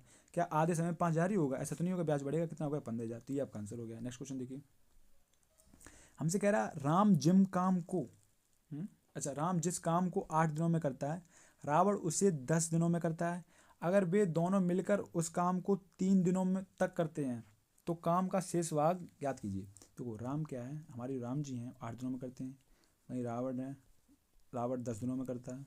ठीक है, तो हमारा कितना हो गया, इसका जो हमने टोटल वर्क माना कितना, 40 हो गया। तो 8×5 = 40 और 10×4 = 40। तो मुझे पता लगा राम की जो कार्य क्षमता 5 है, वही रावण कितनी है, 4 है। तो हमसे क्या, अगर वे दोनों मिलकर उस कार्य को 3 दिन करते हैं, तो एक दिन में कितना कर लेते हैं, राम एक दिन में 5 कर लेते हैं, रावण 4 करता है, तो कितना, 9। 3 दिन तक किया इन्होंने, कितना किया, 27 काम। तो बचा काम कितना, 13 बच गया। तो हमसे पूछा शेष काम क्या बचा, 13। और कितने में से, 40 में से, तो 13/40 हो गया आपका आंसर। नेक्स्ट क्वेश्चन देखिए, 500 व्यक्ति एक हाउसिंग सोसाइटी में रहते हैं, उनकी औसत आयु 30 वर्ष है। ठीक है, ध्यान से पढ़ना। 125 व्यक्ति छुट्टियों के दौरान शहर से बाहर जाते हैं, जिससे शेष व्यक्ति की औसत आयु 2 वर्ष बढ़ जाती है। छुट्टियों में बाहर गए लोगों की औसत आयु क्या होगी। एक बात बताइए, क्या कह रहा है, 500 व्यक्ति जो हैं इस सोसाइटी में रहते हैं, जिनकी औसत आयु कितनी है, 30। 125 व्यक्ति छुट्टियों के दौरान बाहर चले गए, तो क्या होता है, जिससे शेष व्यक्ति, शेष बच्चे कितने, अगर 125 चले गए तो बच्चे कितने, तो 125 500 में से निकाले तो कितने बचे, 375। तो मुझे पता लगा 375 जो व्यक्ति हैं, क्या कह रहे हैं, जिससे शेष व्यक्तियों की औसत आयु 2 वर्ष बढ़ जाती है। शेष व्यक्ति की जो औसत आयु है ना, इनकी शेष की 2 वर्ष बढ़ जाती है। इसका मतलब 2 वर्ष बढ़ गई इनकी, तो कितनी हो गई, तो 5 10 की 0 हाथ से लेके 2 3 14 15 हाथ से लगेगी, 2 3 6 7। तो पता कितनी बढ़ गई, 750 बढ़ गई। हमसे पता क्या पूछा, हमसे पूछा छुट्टियों में बाहर गए लोगों की औसत आयु याद कीजिए। तो हम मान के चले थे 30 है, लेकिन क्या है, जब वो चले गए उसकी वजह से बढ़ गई। इसका मतलब है उनकी आयु कम थी, क्योंकि वो इनकी कवर कर रहे थे। तो इसका मतलब है 750 बढ़ गई। इसका मतलब है तो उनकी कम कितनी थी, तो मैंने क्या किया, 125 बार गए तो उससे मैंने काटा, तो 25 छक्का कितना हो गया, 750। तो मुझे पता लगा प्रत्येक व्यक्ति 6 आयु एक्स्ट्रा ले रहा था इस वजह से। तो उसकी अगर 30 में से 6 कम कर दिया तो कितना बचा, 24। तो इसका मतलब औसत आयु उनकी थी कितनी, 24। ध्यान से पढ़ना, दोबारा मैं फिर बता रहा हूँ आपको। हमसे कह रहा है 500 व्यक्ति हैं एक हाउसिंग सोसाइटी में रहते हैं, जिनकी औसत आयु 30 वर्ष है। ठीक है, सबकी 30 वर्ष हमने लेके चले, सबकी 30 ही है। लेकिन हुआ क्या, 125 व्यक्ति छुट्टियों के दौरान शहर से बाहर चले जाते हैं, जिससे शेष व्यक्तियों की औसत आयु 2 वर्ष बढ़ जाती है। शेष व्यक्तियों का 375 बचे, उनकी औसत आयु 2 वर्ष बढ़ जाती है। इसका मतलब जो टोटल बढ़ जाती है वो कितनी एज बढ़ जाती है, 750 साल। ठीक है, अब हुआ क्या कि ये पता क्यों बढ़ी, ये इसलिए बढ़ी क्योंकि 125 लोग चले गए। इसका मतलब है कि 750 है ना, 125 लोग कवर कर रहे थे, उनकी आयु कम थी, लेकिन वो वही है कि इनकी काट के अपन ले रहे थे, तब 30 के बराबर आ रहे थे। तो मैंने देखा कितने ले रहे थे, मैंने देखा प्रत्येक व्यक्ति 6 आयु कवर कर रहा था। तो इसका मतलब इसकी हम जो 30 मान रहे थे, इसकी 30 थी नहीं, क्योंकि ये 6 ये दूसरों की भी ले रहे थे। तो इसका मतलब ये पता लगा हमारी इनकी जो थी औसत आयु कितनी थी, 24 साल। नेक्स्ट क्वेश्चन देखिए, क्या कह रहा है हमसे, 4 व्यक्ति सचिन, सौरभ, युवराज और धोनी में एक काम करने के लिए सचिन सौरभ से 3 गुना समय लेता है। उसी काम को पूरा करने में लिए सौरभ युवराज से 3 गुना समय लेता है, और युवराज धोनी से 3 गुना समय लेता है। चारों व्यक्तियों में से 3 व्यक्तियों का समूह उस काम को 13 दिनों में पूरा करता है, जबकि 3 व्यक्तियों का दूसरा समूह उसी काम को 31 दिनों में पूरा कर सकता है। वह कौन सा समूह है जो काम पूरा करने में 13 दिन लेता है। अब ध्यान से पढ़ना, इसका आंसर ना काफ़ी जगह गलत भी दिया गया है, मैं तुम्हें बताऊँ। देखो, हमसे कह रहा है एक तो हैं सचिन जी हमारे, दूसरे क्या हैं सौरभ, ओके, उसके बाद युवराज, उसके बाद बचा क्या धोनी। अब हमसे क्या कह रहा है, हमें जो दी गई पहली लाइन यहाँ पे देखो, एक काम करने के लिए सचिन सौरभ से 3 गुना समय अधिक लेता है, ठीक है।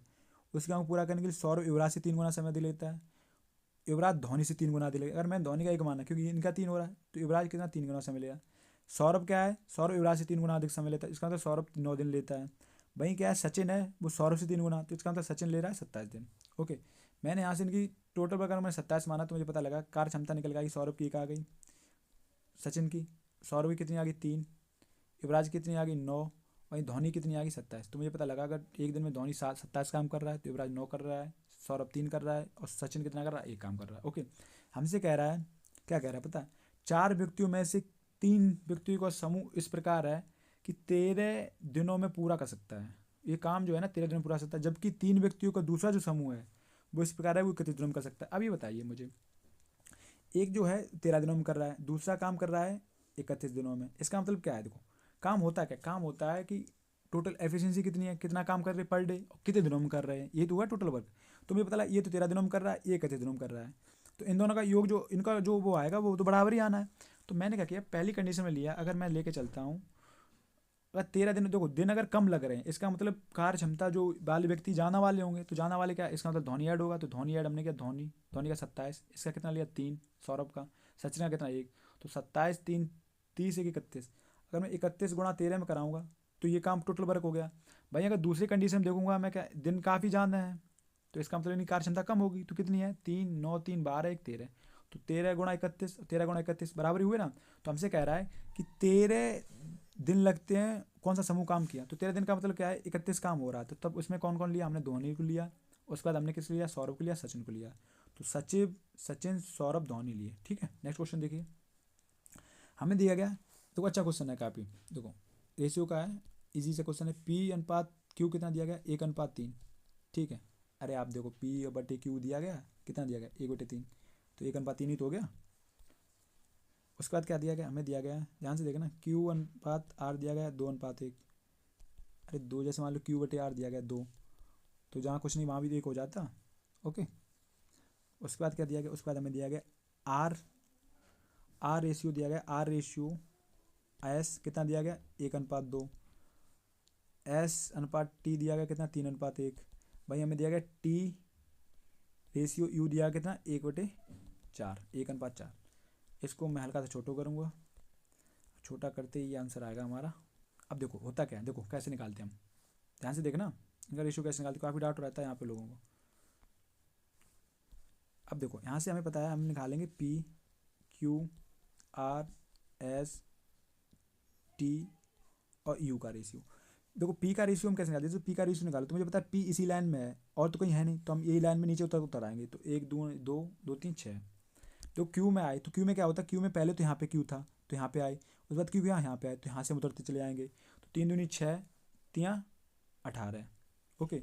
आर आएगा, तो आर क्या है इस लाइन में, इस लाइन में तो क्या होता है यहाँ से स्टार्ट किया यार, फिर आर यहाँ पे आ गया, तो 3 एकम 3 त्रिका 9। उसके बाद एस, एस का सीन क्या है, एस देखो कहाँ से आता है, एस यहाँ पे आया 3 दूनी 6 3 18, तो 18 आ गया। भाई टी, टी को देखा तो क्या है, पेन चेंज कर लूँ, तो टी क्या पे, टी यहाँ पे आता है, तो क्या आ गया 3 दूनी 6, फिर कितना आ गया ये, तो 3 दूनी 6 6, यू आ गया, यू कितना आ गया 3 दूनी 6 चौक 24 इसी में। तो मैंने देखा क्या हमारा रेशियो आएगा 6:18:9:18:3:24। अब मैंने कहा इसको और छोटा कर लूँ, 3 से कट रहा है, तो मैंने इसे 3 से काटा, 3 से हम काटने गए थे, 3 दूनी 6 तिछक 18 3 त्रिका 9 तिछक 18 3 दूनी 6 3 8 24। हमसे पूछ क्या रहा है, हमसे पता क्या पूछ रहा है, हमसे पूछ रहा है, शायद आपको नहीं दिख रहा हूँ मैं लिख दे रहा हूँ यहाँ पे, हमें हमसे पूछा है पी क्यू आर अपॉन में एस टी यू का रूट का क्यू पूछ रहा है, ठीक है। अब देखो पी क्यू आर है कितना, पी क्यू आर कितना है 2 × 6 × 3, वहीं एस टी यू कितना है 6 × 2 × 8, 6 × 2 × 8, तो मैंने देखा क्या 6 से 6 खत्म, 2 से 2 खत्म, तुम्हारा बचा कितना 3/8, 3/8 का क्यू पूछा, तो क्यू होता कितना 3/8 का, तो क्यू होता क्या, 3 का तो क्यू कितना हो गया 27, 8 का कितना होता है 512, तो हमारा आंसर कितना हो गया, आंसर जो हमारा आ गया कितना आ गया 27/512, ऑप्शन नंबर ए, ठीक है। नेक्स्ट क्वेश्चन देखिए यहाँ से, 250 मीटर लंबी एक ट्रेन 10 किलोमीटर प्रति घंटे की चाल से उसी दिशा में चलते हुए एक व्यक्ति को 20 सेकंड में पार करती है। ट्रेन की चाल ज्ञात कीजिए। क्या कह रहा है हमसे? हमसे कह रहा है 250 मीटर लंबी एक ट्रेन 10 किलोमीटर प्रति घंटे की चाल से उसी दिशा में चलते हुए एक व्यक्ति को 20 सेकंड में पार करती है। देखो, डिस्टेंस इज इक्वल टू क्या होता है, sorry speed is equal to क्या होता है, डिस्टेंस अपॉन टाइम। पढ़ते आ रहे हैं हम तो, ये तो बेसिक सा क्वेश्चन है। तो स्पीड इज इक्वल टू क्या हुआ, डिस्टेंस अपॉन टाइम। अब ये ट्रेन क्या कर रहा है, देखो इसी व्यक्ति, ये व्यक्ति जा रहा है इसी साइड जा रहा है, व्यक्ति ऐसे जा रहा है, ठीक, इसी साइड ट्रेन जा रही है। ट्रेन की है कितनी लंबाई 240। तो इस व्यक्ति को पार करने में क्या 240 अपनी लंबाई पार करनी है, व्यक्ति की तो कोई लंबाई होती नहीं है, ठीक है, नगण्य होती है एक तरीके की। तो क्या है, व्यक्ति डिस्टेंस कितनी टेबल करेगा 240। हमसे क्या पूछा, ट्रेन की स्पीड पूछा, स्पीड। अब देखो इसी साइड व्यक्ति जा रहा है, इस साइड ट्रेन जा रही है, तो इसका मतलब स्पीड इसकी जो कम हो जाएगी। तो ट्रेन की स्पीड से कम किसकी होगी, ट्रेन की स्पीड माइनस क्या हो जाएगी, व्यक्ति की स्पीड। तो व्यक्ति की है कितनी 10 किलोमीटर, इसको हमने मीटर पर सेकंड में बदल लिया, 5/18। तब टाइम कितना लग रहा है, 20 सेकंड लग रहा है। तो यहाँ से हमने सॉल्व आउट किया तो 5 से काटा, 5 चौक 20, 250 है ना। इसकी जो लंबाई है वो कितनी है, ट्रेन की लंबाई है 250, कितनी दी गई 250। तो हमने देखा 5 से 55 25, 50 हो गया, 0 से 0 खत्म, 2 ने 18, तो 9 अपना कितना आ गया 45। तो यहाँ तक कितना आ गया, तो हमने देखा क्या t माइनस 10 बराबर क्या आ गया 45। तो t इक्वल टू क्या आ गया, तो इधर आ गया ये कितना हो गया 55। तो t है क्या, ट्रेन की जो स्पीड है 55 किलोमीटर प्रति घंटा, ये आपका आंसर हो गया। नेक्स्ट क्वेश्चन देखिए, बेला ने 1450 रुपये मूल्य की एक पेंटिंग 10% लाभ पर टेडी को बेची। टेडी ने 10% हानि पर उससे बेच दिया आगे, ठीक है। अगर बेनी को बेच दिया, ठीक है। अगर बेनी उसी मूल्य पर वह पेंटिंग बेला से खरीदती जिस मूल्य पर उसने वह टेडी से खरीदा है, तो बेला का लाभ या हानि प्रतिशत क्या होता है। अब बताइए, बेला ने क्या किया, देखो यहाँ पे इस पर लगता है सक्सेसिव। पहले क्या होता है 10% लाभ पे बेची, फिर 10% हानि पे उसने बेनी को बेच दिया, ठीक है। तो हुआ क्या, तो पहले क्या 10% बढ़ा, उसके बाद क्या -10% हुआ, प्लस तो क्या हुआ 10% माइनस का 10% बटे 100 इंटू में, तो 0 से 0 खत्म, 0 से 0 खत्म, तो ये 100 में देता है, बचा कितना 1%। तो ऐसी कंडीशन में क्या होता है, उस 1% का लॉस होता है, ठीक है। तो आपका आंसर क्या होगा 1%। अच्छा देखो ऐसे क्या है, देखो इसे ऐसे समझो, जैसे मान लो ये रुपये छोटे रुपये से कोई मतलब नहीं होता, ठीक है, क्योंकि परसेंटेज पूछा गया, परसेंट में दिया गया, मुझे पता है। जैसे मान लो 100 ले लिया मैंने, तो क्या कर रहा है, ये क्या कर रहा है, एक पेंट को 10% लाभ पर टेडी को बेची इसने, तो कितनी बेची 110 में, 10% ले लिया सीधा, ठीक है। उसके बाद क्या कर रहा है, ये 10% हानि पर उसने बैनी को बेच दिया। टेडी ने 10% हानि बेचा, इसका तो 90 में बेचा, तो बटे 100। तो हुआ क्या, 11 ने 99 में बेचा। तो जहाँ 100 की चीज़ थी वो कितने बेच दी 99 में, ठीक है। अब हमसे क्या कह रहा है, हमसे कह रहा है, तो इसका मतलब सीधा लॉस दिख रहा है ना हमें 1% का, 100 पे डायरेक्ट परसेंट आ रहा है, तो कितना 1% का लॉस आ रहा है। तो यही हमसे पूछा, उसी मूल्य, अगर बैनी उसी मूल्य पर वह पेंटिंग बेला से खरीदता, जो बैनी ने खरीदी है ना, जिस मूल्य पर वह टेडी से खरीदी है, तो बेला का लाभ या प्रतिशत क्या होता, तो बेला को क्या 1% का लॉस होता, समझ गए। क्योंकि देखो अंत में जो इसे मिली 99 रुपये मिली, जबकि बेला की 100 रुपये कीमत है, अगर 99 बेचता तो 1% का लॉस ही होता ना। तो ऐसी कंडीशन सब लॉस होता है, इसलिए सक्सेसफुल लग गया यहाँ पे, क्योंकि पहले परसेंटेज बढ़ रहा है घट रहा है। नेक्स्ट क्वेश्चन देखिए, अगर आप हमारे पहली वीडियो से जुड़े हुए हैं तो आपको ये चीज़ समझ आ गई होगी ऐसा क्यों हो रहा है, ठीक है। हमसे कह रहा है 500 को 2 भागों में इस प्रकार विभाजित किया जाता है कि भाग एक भाग का 1/3 दूसरे भाग से 72 कम हो, दोनों संख्याओं को ज्ञात कीजिए। हमसे कह रहा है 500 को 2 भागों में इस प्रकार विभाजित किया जाता है कि एक भाग का 1/3 दूसरे भाग से 72 कम हो। जैसे क्या है, 2 भाग में हमें विभाजित करना है 500 को, ठीक है। तो क्या कह रहा है, एक भाग का 1/3, मान लो एक भाग का 1/3 दूसरे भाग से 72 कम है, इस तरीके से हमें दिया गया। अगर यहाँ से हम क्वेश्चन बनाएंगे तो क्या आ गई, ए बराबर बी 3b, मतलब 3 का गुणा भी करते चले, तो माइनस का 3 दूनी 6, 3 7 21 216। एक तो क्वेश्चन ये आ गई हमारे पास। दूसरी तो पहली है कि 2 भागों में बांटा, तो इसका मतलब है a प्लस बी कितना है 500, a प्लस बी कितना दिया गया 500। तो यहाँ से क्या करेंगे हम, अगर हम जैसे सॉल्व करना है तो क्या करना है हमें, माइनस का है ना, अगर यहाँ से हमें सॉल्व करना है तो कैसे करेंगे, तो हम क्या करेंगे, यहाँ पे हम 3b की वैल्यू निकाल के, या a की वैल्यू हम यहाँ रख देंगे, ठीक है, a की वैल्यू यहाँ पे रख देंगे, तो यहाँ से हमारा आंसर आ जाएगा, ओके। लेकिन पता क्या है, जैसे यहाँ से हमने देखो मान लो जैसे 3b 216 रखा, तो कितना आ गया 3b प्लस के क्या, सॉरी माइनस का क्या 216, तो माइनस का 216 प्लस का b बराबर कितना आ गया 500। तो यहाँ से हमने देखा क्या b और b कितना हो गया 3b, 216 उधर गया, कितना हो गया, 10 में से 6 गया 4, और 10 में से 6 गया 4, 9 में से 1 गया 8, और 4 में से 2 गया 284। 3 से अगर मैं कटा 3 नीम 27, 3 से नहीं कट रहा ना, 1 मिनट, सॉरी गलती कर रहा हूँ यहाँ पे, जो माइनस का 216 इधर आएगा प्लस का हो जाएगा ना, तो इसको हल्का से छोटा कर रहा हूँ 1 मिनट में। तो कितना हो गया, तो यहाँ से इसको रफ कर रहा हूँ मैं, तो क्या हुआ 3v होगा, 3v, और b कितना हो गया 4v, ये हो कितना आ गया 216 उधर गया तो कितना हो गया 716। तो 716 में 4 से काटा तो b बराबर कितना आ गया 4 एकम 4, बचा कितना 3, 4 सत्ते 28, ठीक है, तो 4 निम 36, तो कितना आ गया 179। तो ए का मान क्या आ गया 179 आ गया, तो 179 किस में, आपका ऑप्शन नंबर 1 में है, ठीक है। तो आपका दूसरा क्या, अगर 179 ये मैंने घटाया तो कितना आ गया 321 आ जाएगा दूसरा, तो ये आपका आंसर हो गया। नेक्स्ट क्वेश्चन देखिए, क्या कह रहा है, फरवरी 2006 के अंतिम बुधवार को क्या तिथि थी। अब मुझे तो डायरेक्ट नहीं पता कि फरवरी 2006 के अंतिम बुधवार को क्या तिथि थी, लेकिन मैं क्या करूँगा, इस ऐसे में क्या करूँगा, ऐसे में मैं एक चीज़ निकाल लूँगा, पता क्या मेरे लिए आसान सबसे चीज़ पता क्या है, मैं ये चेक कर लूँगा 1 फरवरी 2026 को क्या है, सॉरी 2006 को क्या है। अगर मुझे ये पता लग गया है तो मुझे ये पता लग जाएगा जो अंतिम बुधवार है, तो फरवरी का अंतिम बुधवार ही मुझे पता लग जाएगा, और उसकी तिथि भी पता लग जाएगी। तो मैं यहाँ से मैं निकाला, तो कैसे निकालते हैं, मैंने आपको पिछली वीडियो अगर आपने देखी मैंने डिटेल में बताया, तो उसका क्या है फिर से बता रहा हूँ। 100 की शताब्दी हुई तो इसमें ऑड डे होता है कितने होते हैं 5, वहीं 200 की हुई, 200 सालों में ऑड डे कितने होते हैं 3, वहीं 300 शताब्दी, तीसरी शताब्दी में कितने ऑड डे होते हैं, वो होते हैं 1, वहीं 400 में कितना होता है ऑड डे 0। तो जो 400 ही होता है, यही 4 का जितना भी मल्टीपल, जैसे मान लो 2000 हुआ तो 2000 में भी जो ऑड डे आएंगे वो 0 ही आएंगे, ठीक है। अगर 2000 में ऑड डे 0 आएंगे तो मैंने यहाँ से निकाला, देखो ऑड डे कैसे निकालते हैं, मुझे पता है जनवरी से पहले जनवरी आएगी, तो जनवरी में होता है, जनवरी में ऑड डे कितने होते हैं, जनवरी में होते हैं 31 दिन, 7 से काटे कितना 3, 3 ऑड डे। 1 फरवरी निकालना तो 1 फरवरी, उसके बाद क्या है 2000, अब साल का निकालना तो 2000 तो मुझे पता है 0 ही हो जाएंगे, बचे कितने 6 साल, 6 में से क्या छठी तो चल रही है ना, बचे कितने 5 साल, 5 साल में ये बताइए 5 साल तो ये पूरे हो गए। उसके बाद इसमें लीप बर्थ कितनी आती है, लीप बर्थ कितना 1, तो हमारे टोटल ऑड डे कितने हो गए 3 1 4, 4 1 5, 5 और 5 10 हो गए, 7 से काटा तो कितने मिले हमें 3 ऑड डे। 3 ऑड डे का मतलब क्या हुआ, 1 तारीख को हमारा डे मिल गया, पता कौन सा, 1 का मतलब होता है मंडे ट्यूसडे वेडनेसडे, तो इसका मतलब है 1 तारीख को जो हमें मिला वो क्या मिला बुधवार ही मिल गया, बुधवार। तो नेक्स्ट बुधवार कितने को होगा मेरा, 1 को अगर बुधवार है, अगर हमारा पहला 1 तारीख को अगर हमें बुधवार दिया गया है तो नेक्स्ट बुधवार कितने होगा 8 तारीख है, फिर बुधवार कितने होगा 15 में, फिर कितने में होगा 22 में, उसके बाद कितने में होगा 29 में, लेकिन 2006 या 2000 लीप ईयर थोड़ा ना है जो 29 दिन होंगे, 28 दिन है इसमें। तो अंतिम बुधवार कितनी तारीख को है 22 तारीख को, ये हमारा आंसर हो गया।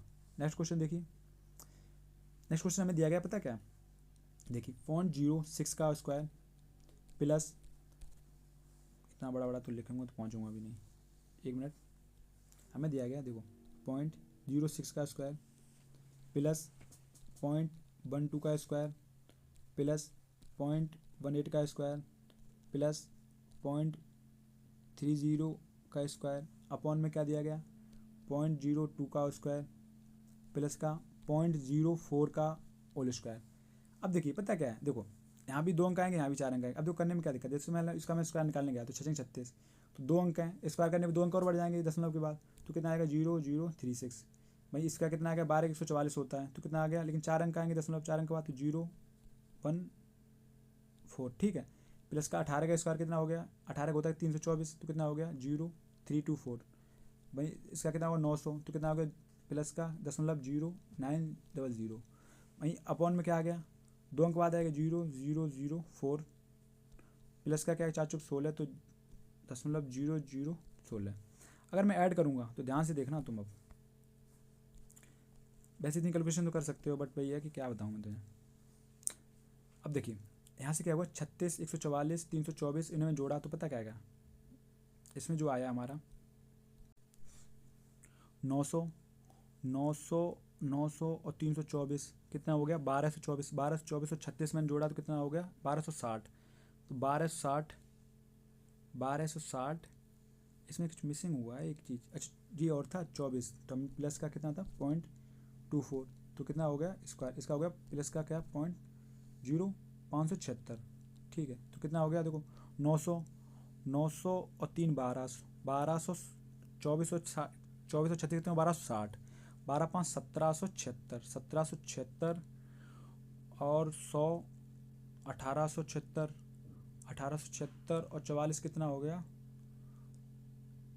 76 4 80, ये जो योग बैठ रहा है आपका लगभग लगभग कितना बैठ रहा है पता, 9, ये बैठ रहा है आपका है 1980, ठीक है मैं बता रहा हूँ। और दशमलव कितने अंक बाद आएगा, 4 अंक बाद, ठीक है भाई। नीचे कितना बचा, 16 4 कितना हो गया, 20। अब ये भी दशमलव कितने अंक बाद है, 4 अंक बाद। तो देखो दशमलव से दशमलव हट गया, ये वाला दशमलव से ये दशमलव हट गया, तो बचा क्या हमारे पास, बचा 1980 बटा कितना 20। तो 0 से 0 खत्म, बचा कितना, 2 में 18, 2 में 18। तो कुछ भी नहीं है, बस कैलकुलेशन है, इस तरीके से करनी है। नेक्स्ट क्वेश्चन देखिए क्या कह रहा है, हमसे कह रहा है ये हमें दिया गया 3 सही 1 बटे 2 प्लस का 4 सही 1 बटे 4 प्लस का 6 सही 1 बटे 6, इस प्रकार दिया गया हमें, प्लस का x बराबर 60 बटे 2। अभी तो कर लोगे, इसमें भी दिक्कत आ रही है आपको, चलो करा ही दे रहा हूँ 30। अब देखिए 3 दूनी 6 7 बटे 2 प्लस का 4 चौक 16 17 बटे 4 प्लस का 37 बटे 6 प्लस का x। एलसीएम लिया हमने कितना 12 है, तो 2 छिंग 12 है, 6 6 तो 42, 4 3 12 है तो 57 51, 6 दूनी 12 तो 37 दूनी कितना हो गया 74। देखो प्लस का कितना होगा x बराबर 30। अब देखिए अगर मैं इसमें गुणा करूँगा इसमें जाएगा तो ये कितना हो जाएगा 12x, ठीक है। तो ये जो हो जाएगा 12x होगा, तो हमारा क्या हो जाएगा, डायरेक्ट हमने किया कितना आ गया प्लस का 12x, और ये जाएगा इधर चला जाएगा एंड में, तो कितना होगा, तो इधर एंड में जाने के बाद हो जाएगा आपका,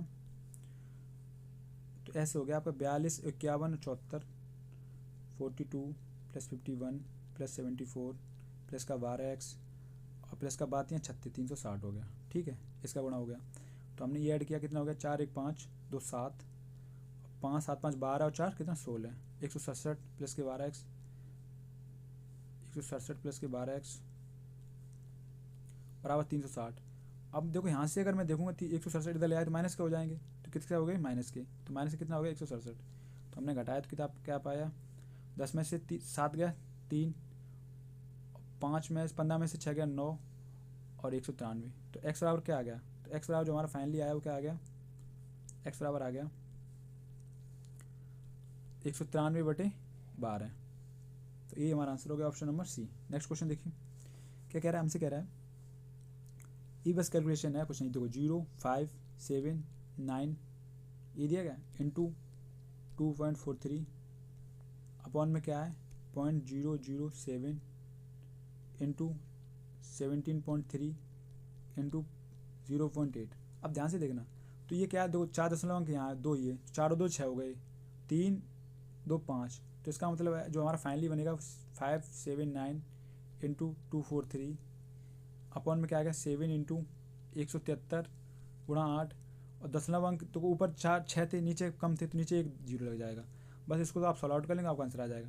तो गुणा कैसे करना है, गुणा ऐसे करना है, देखो यार इसको क्या है, इसको मैं ऐसे भी लिख सकता हूँ 200 प्लस के 43, तो 200 प्लस 43 करने मतलब 200 का डायरेक्ट गुणा हो जाएगा, ठीक है 43 कर लेना, बाद आके आपका आंसर आ जाएगा। ये 7 173 8 में गुणा करते हुए आपका आंसर जो आएगा वो क्या आएगा, आपका जो आंसर आएगा मैं बता दूँ डायरेक्ट, आपका आंसर जो बैठ रहा है वो क्या बैठेगा 1.4722, ठीक। नेक्स्ट क्वेश्चन देखिए, अब हमें ये दिया गया, देखो यहाँ पे देखो कितनी कुछ जगह क्या होता है कैलकुलेशन होती नहीं हमारी, पता कैसे, देखो यहाँ पे क्या कह रहा है 24.61 इंटू 24.01। अब ये बताइए ये जो है ना ये पता किसका है, ये है देखो 4.9 का, ठीक है 256 आपको पता है 1.6 का है, और ये 24 देखो 4.9 का हो गया 2401 और 25 होता 50 का, तो ये लगभग बैठेगा, ये बैठ रहा है 4.96 की समथिंग, ठीक है।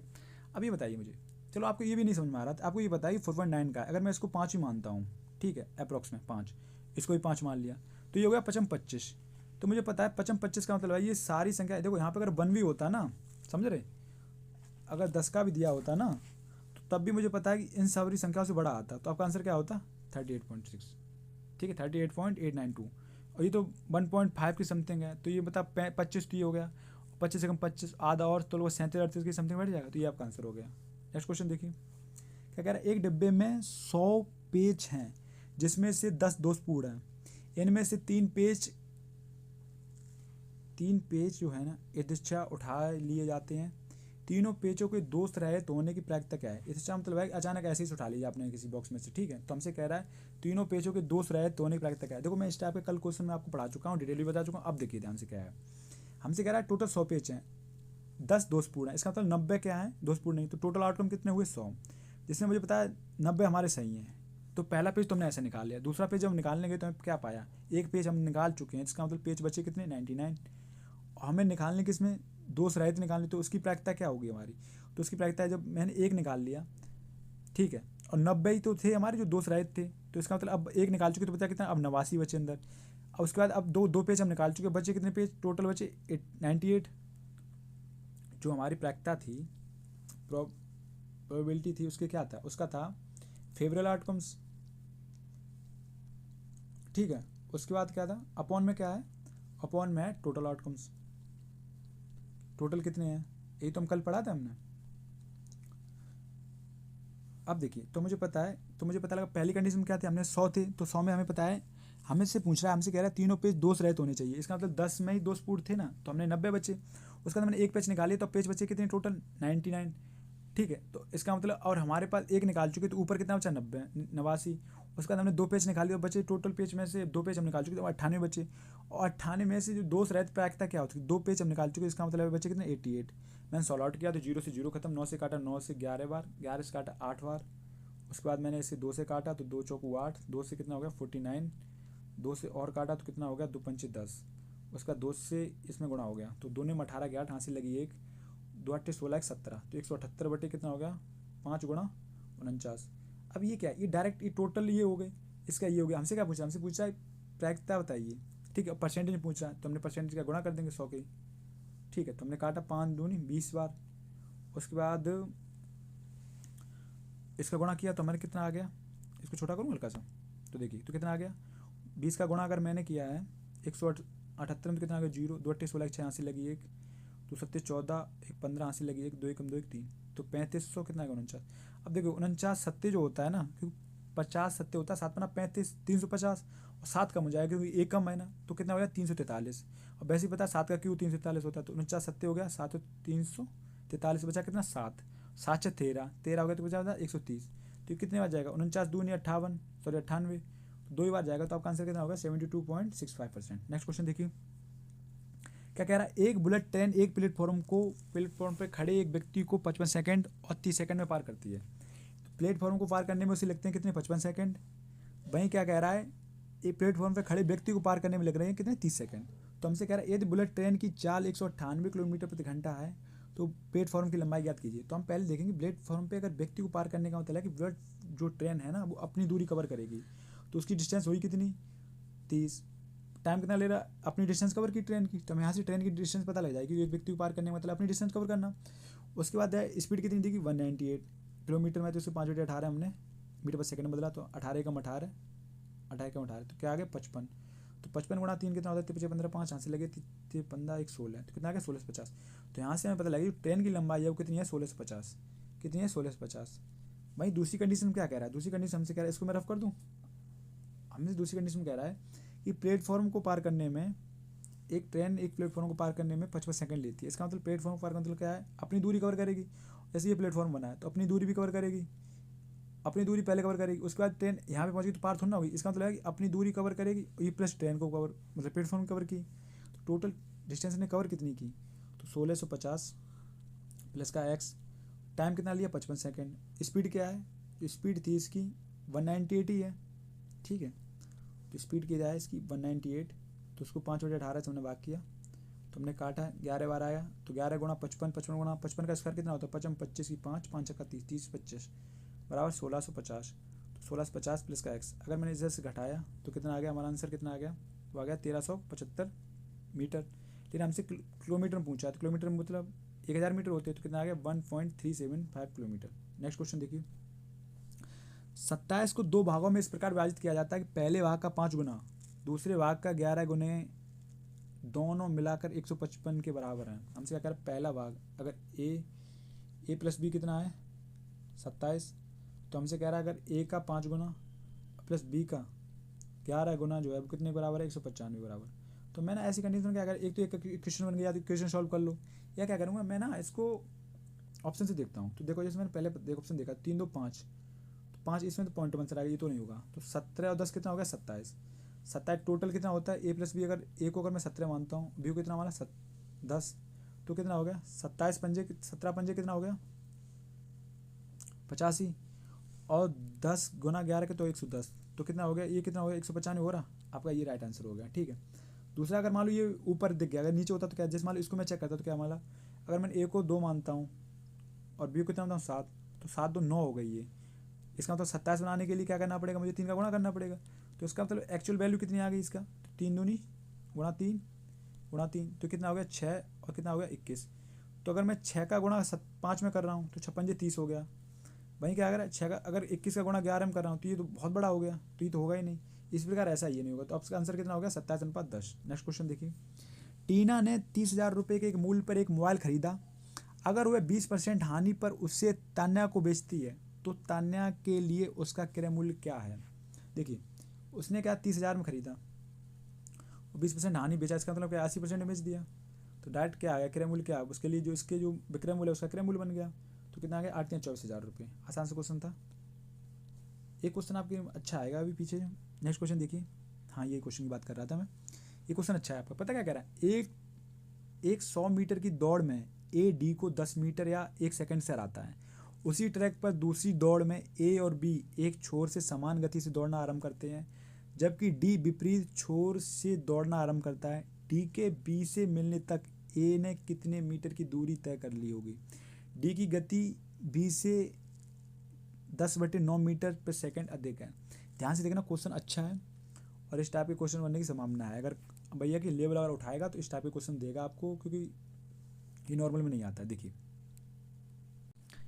देखिए क्या कहता है, हमसे कह रहा है एक 100 मीटर की दौड़ में ए डी को 10 मीटर या 1 सेकंड से हराता है। जैसे मान लीजिए 100 मीटर का ट्रैक है, इसमें क्या है, ए जो है ना, ए है वो डी को या तो 10 मीटर से या 1 सेकंड से हराता है। इसका मतलब है ए जब यहाँ पे पहुँच गया था तो डी को 10 मीटर से हराने का मतलब है जो डी था वो यहाँ पे था, तो इसका मतलब है डी ने, मतलब ए जब पहुँच गया तो डी ने, जब तक ए ने 100 मीटर की रेस कवर की, उसने डी ने कितनी कर ली 90। हमसे कह रहा है यार 1 सेकंड से रहा, 1 सेकंड का मतलब पता क्या है, डी जो 10 मीटर बची है ना, ये 1 सेकंड में पहुंच जाएगा, समझ रहे। तो इसके मतलब है जब डी अगर 10 सेकंड में, सॉरी 10 मीटर दूरी 1 सेकंड में कवर कर रहा है, तो इसका मतलब डी की हमें यहाँ से जो पता लगी, स्पीड पता लगी, चाल मिल गई, वो कितनी मिलेगी 10 मीटर पर सेकंड, समझ गए। उसके बाद ए की कितनी होगी, ए की कितनी होगी, ए की जो हो गई है यहाँ से हमें ए की मिल रही है, वो कितनी मिल रही है, यहाँ से ए की हमें पता लग रही है। देखो डी अगर 10 सेकंड में कवर कर रहा है 100 मीटर, लेकिन ए 1 सेकंड कम में कर रहा है, तो इसका मतलब ए जो कर रहा है वो 100 मीटर की कवर कर रहा है कितने 9 सेकंड में। तो ए की जो चाल हमें यहाँ से मिलेगी वो कितनी मिलेगी 100/9, ठीक है। 100 मीटर कवर कर रहा है कितने सेकंड में, 9 सेकंड में, ठीक है। इतनी बात आई। उसके बाद क्या कह रहा है, हमसे कह रहा है उसके बाद जब डी विपरीत छोर से दौड़ना आरंभ करता है, ठीक है। ए और बी एक छोर से दौड़ रहे हैं, ए और बी ने क्या किया, ये दूरी है, यहाँ से स्टार्ट किया, ए ने दौड़ना स्टार्ट किया, बी ने भी यहाँ से स्टार्ट किया। अब क्या कह रहा है, डी विपरीत छोर से दौड़ रहा है, डी इधर से दौड़ना स्टार्ट किया डी ने, ठीक है। तब क्या कह रहा है, डी के बी से मिलने तक ए ने कितने मीटर की दूरी तय कर ली। डी इधर से दौड़ रहा है और बी इधर से दौड़ रहा है, इसका मतलब इन दोनों की ऐड हो जाएगी, ठीक है। लेकिन हमसे कह रहा है डी की जो गति है ना वो बी से 10/9 मीटर पर सेकेंड अधिक है। देखो डी की गति जो है वो बी से कितनी अधिक है, बी से अधिक है कितनी 10/9 मीटर, ठीक है। क्योंकि बी की जो गति है उससे 10/9 मीटर डी की गति है। तो हमसे क्या कह रहा है, हमसे, तो हमसे कह रहा है कि ए की दूरी ज्ञात कीजिए जो ए ने कितनी दूरी कवर की उतनी टाइम में। अब देखो यहाँ से हमें पता लगा डी की हमें पता है, डी की स्पीड हमें पता है, डी की कितनी है, डी की है 10। अगर डी की 10 है तो यहाँ से हम इसको छोटा कर रहा हूँ भाई सबसे पहले तो हमने देखा कि डी की अगर 10 है तो बी, तो यहाँ से हम बी की निकालेंगे 10/9, तो यहाँ से 100 आउट किया तो कितना हो गया 90, इधर गया ये 90 हो गया, मतलब इसमें गुणा किया पहले, देखो पहले हुआ 10 बराबर 9b प्लस बटे 10/9, तो इधर जाएगा ये 90 हो जाएगा ना, तो हमने पहले ही कर लिया, इधर जाएगा ये गुणा हो गया कितना हो गया 90 और ये इधर जाएगा ये माइनस का हो जाएगा, तो बचेगा क्या हमारे पास, बचेगा 9b इक्वल टू क्या 80। तो हमें यहाँ से बी की स्पीड मिलेगी, बी की स्पीड क्या है 80/9। अगर बी की स्पीड 80/9 है और ए की स्पीड, डी की स्पीड कितनी 10, तो इन दोनों की ऐड कर लेंगे कितनी होगी 80/9 और प्लस का कितना 10, तो इधर गुणा हुआ तो कितना हो गया 170/9, 90 और 80 कितना हो गया 170/9। तो इसका मतलब टोटल टाइम जो स्पीड है इसका जो वो बना है इनकी क्या आ गई, ये जो डिस्टेंस इन्होंने टोटल जो कवर की ना ठीक है, क्योंकि इनकी स्पीड के हिसाब से कवर की। टाइम कितना लिया, तो इन दोनों की जो स्पीड आ गई वो कितनी आ गई 170/9। इन दोनों की जो स्पीड का योग आ गया कितना आ गया 170/9। और देखो अब ये ध्यान से देखना, इधर बढ़ाऊँ इसको। अब इन्होंने क्या किया, इन्होंने क्या किया, इनका टाइम तो हो गया कितना, स्पीड का जो योग हो गया वो, और टोटल डिस्टेंस कितनी कवर की 100 अगर कर रहे हैं कितने में 170/9 में, तो इनका कवर कितना हो गया, ये ऊपर पहुँचेगा तो कितना हो गया 900/170। ओके, ये क्या गया, ये आ गया, पता क्या गया, देखो स्पीड इज इक्वल टू क्या होता है, स्पीड इज इक्वल टू होता है डिस्टेंस अपॉन टाइम। ठीक है, तो टाइम आ गया यहाँ से हमारा, और टाइम देखो मैं आपको यहीं समझा रहा हूँ, स्पीड इज इक्वल टू क्या होता है डिस्टेंस अपॉन टाइम। तो टाइम बराबर क्या होता है, टाइम अगर इधर ले जाए तो टाइम हो गया क्या डिस्टेंस अपॉन स्पीड।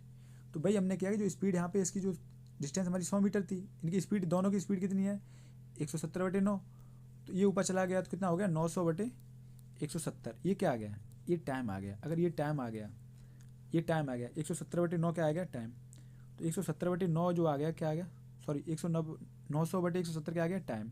अगर ये टाइम आ गया, ठीक है, तो हमसे पूछ क्या रहा है, हमसे पूछ रहा है इतने टाइम में ए द्वारा दूरी कितनी तय की हुई है, ए की स्पीड क्या है, ए की स्पीड क्या है, ए की स्पीड जो है यहाँ पे हमने लिखी थी कितनी है 100/9। अगर मैं दोनों का गुणा कर देंगे तो क्या आ गया, डिस्टेंस इज इक्वल टू क्या होता है स्पीड इनटू टाइम। बात समझे, तो speed is equal to time. तो यहाँ से हमारा 16 आउट हो गया, तो हमारी क्या आ गई डिस्टेंस निकल के आ जाएगी। तो डिस्टेंस यहाँ से हमने निकाली कितनी आ गई, तो 1 0 से 0 ख़त्म, तो कितना आ गया 9000/9 से, तो 9 भी 9 भी चला जाएगा ये वाला। तो बचा कितना हमारे पास 1000/17। कितना बचा हमारे पास 1000/17, तो कितना आ गया 1000/17। तो 70 से काटा, 17 अपना कितना आ गया 85, 70 अपना 85 बचा कितना 15 150 हो गया। तो 17 8 होता है, 17 में 153 होता है, तो 8 बार जाएगा। अब ऑप्शन देखेंगे हमारे ऑप्शन कितने दूर दूर हैं।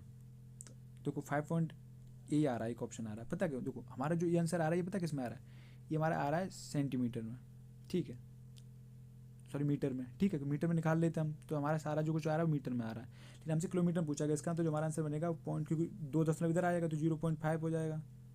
ठीक है, ठीक है, तो हमारा आंसर क्या हो गया 0.00 किलोमीटर, यही आपका आंसर हो गया फाइनली।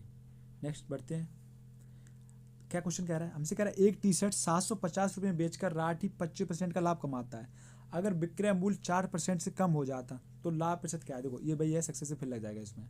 क्या कह रहा है 25% लाभ कमाता है, इसका मतलब 25% लाभ कमा रहा है। अगर 4% कम हो जाता तो -4 प्लस का क्या 25 इंटू -4 बटे कितना 100, तो 20 पंजे कितना 25 था ना, ये 25, तो 25 चौको कितना 100, 4 से काटा एक बार, तो 25 में से -5 गया कितना हो जाए 21, और माइनस का 1 कितना आ गया 20%, तो टोटल प्रॉफिट कितना होगा 20% का। ये आपका आंसर हो गया, ठीक है। नेक्स्ट क्वेश्चन देखिए, 2 वर्षों के बीच कौन सी कंपनी राजस्व में दूसरे न्यूनतम प्रतिशत परिवर्तन को दर्शाती है।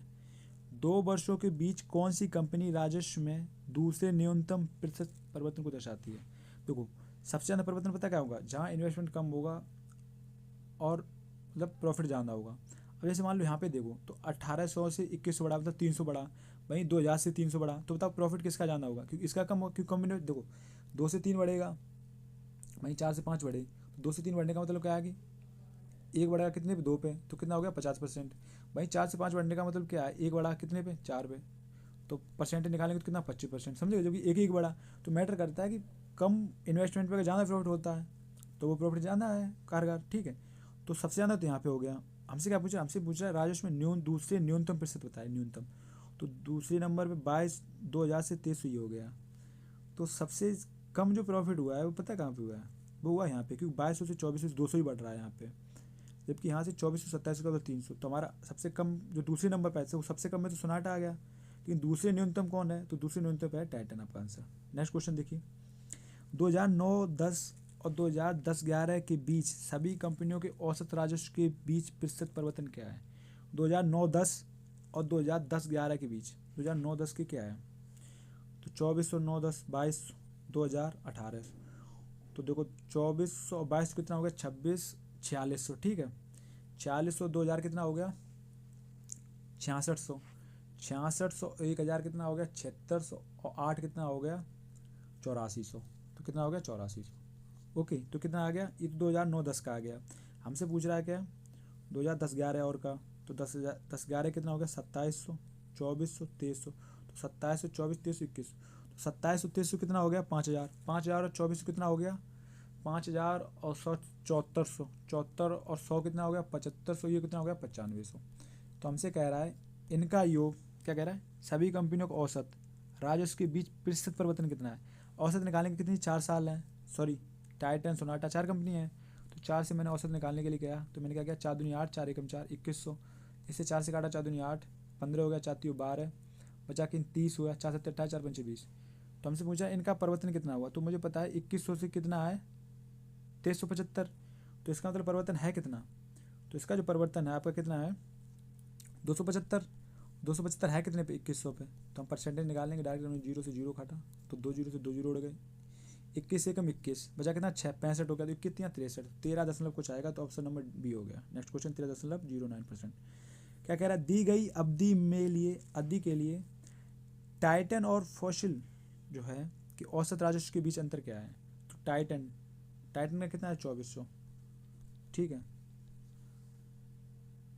और क्या कह रहा है, दी गई अवधि के लिए टाइटन, तो टाइटन का दोनों कितना है, 2400, 2700 कितना हो गया, 2400, 2700 है, 2700।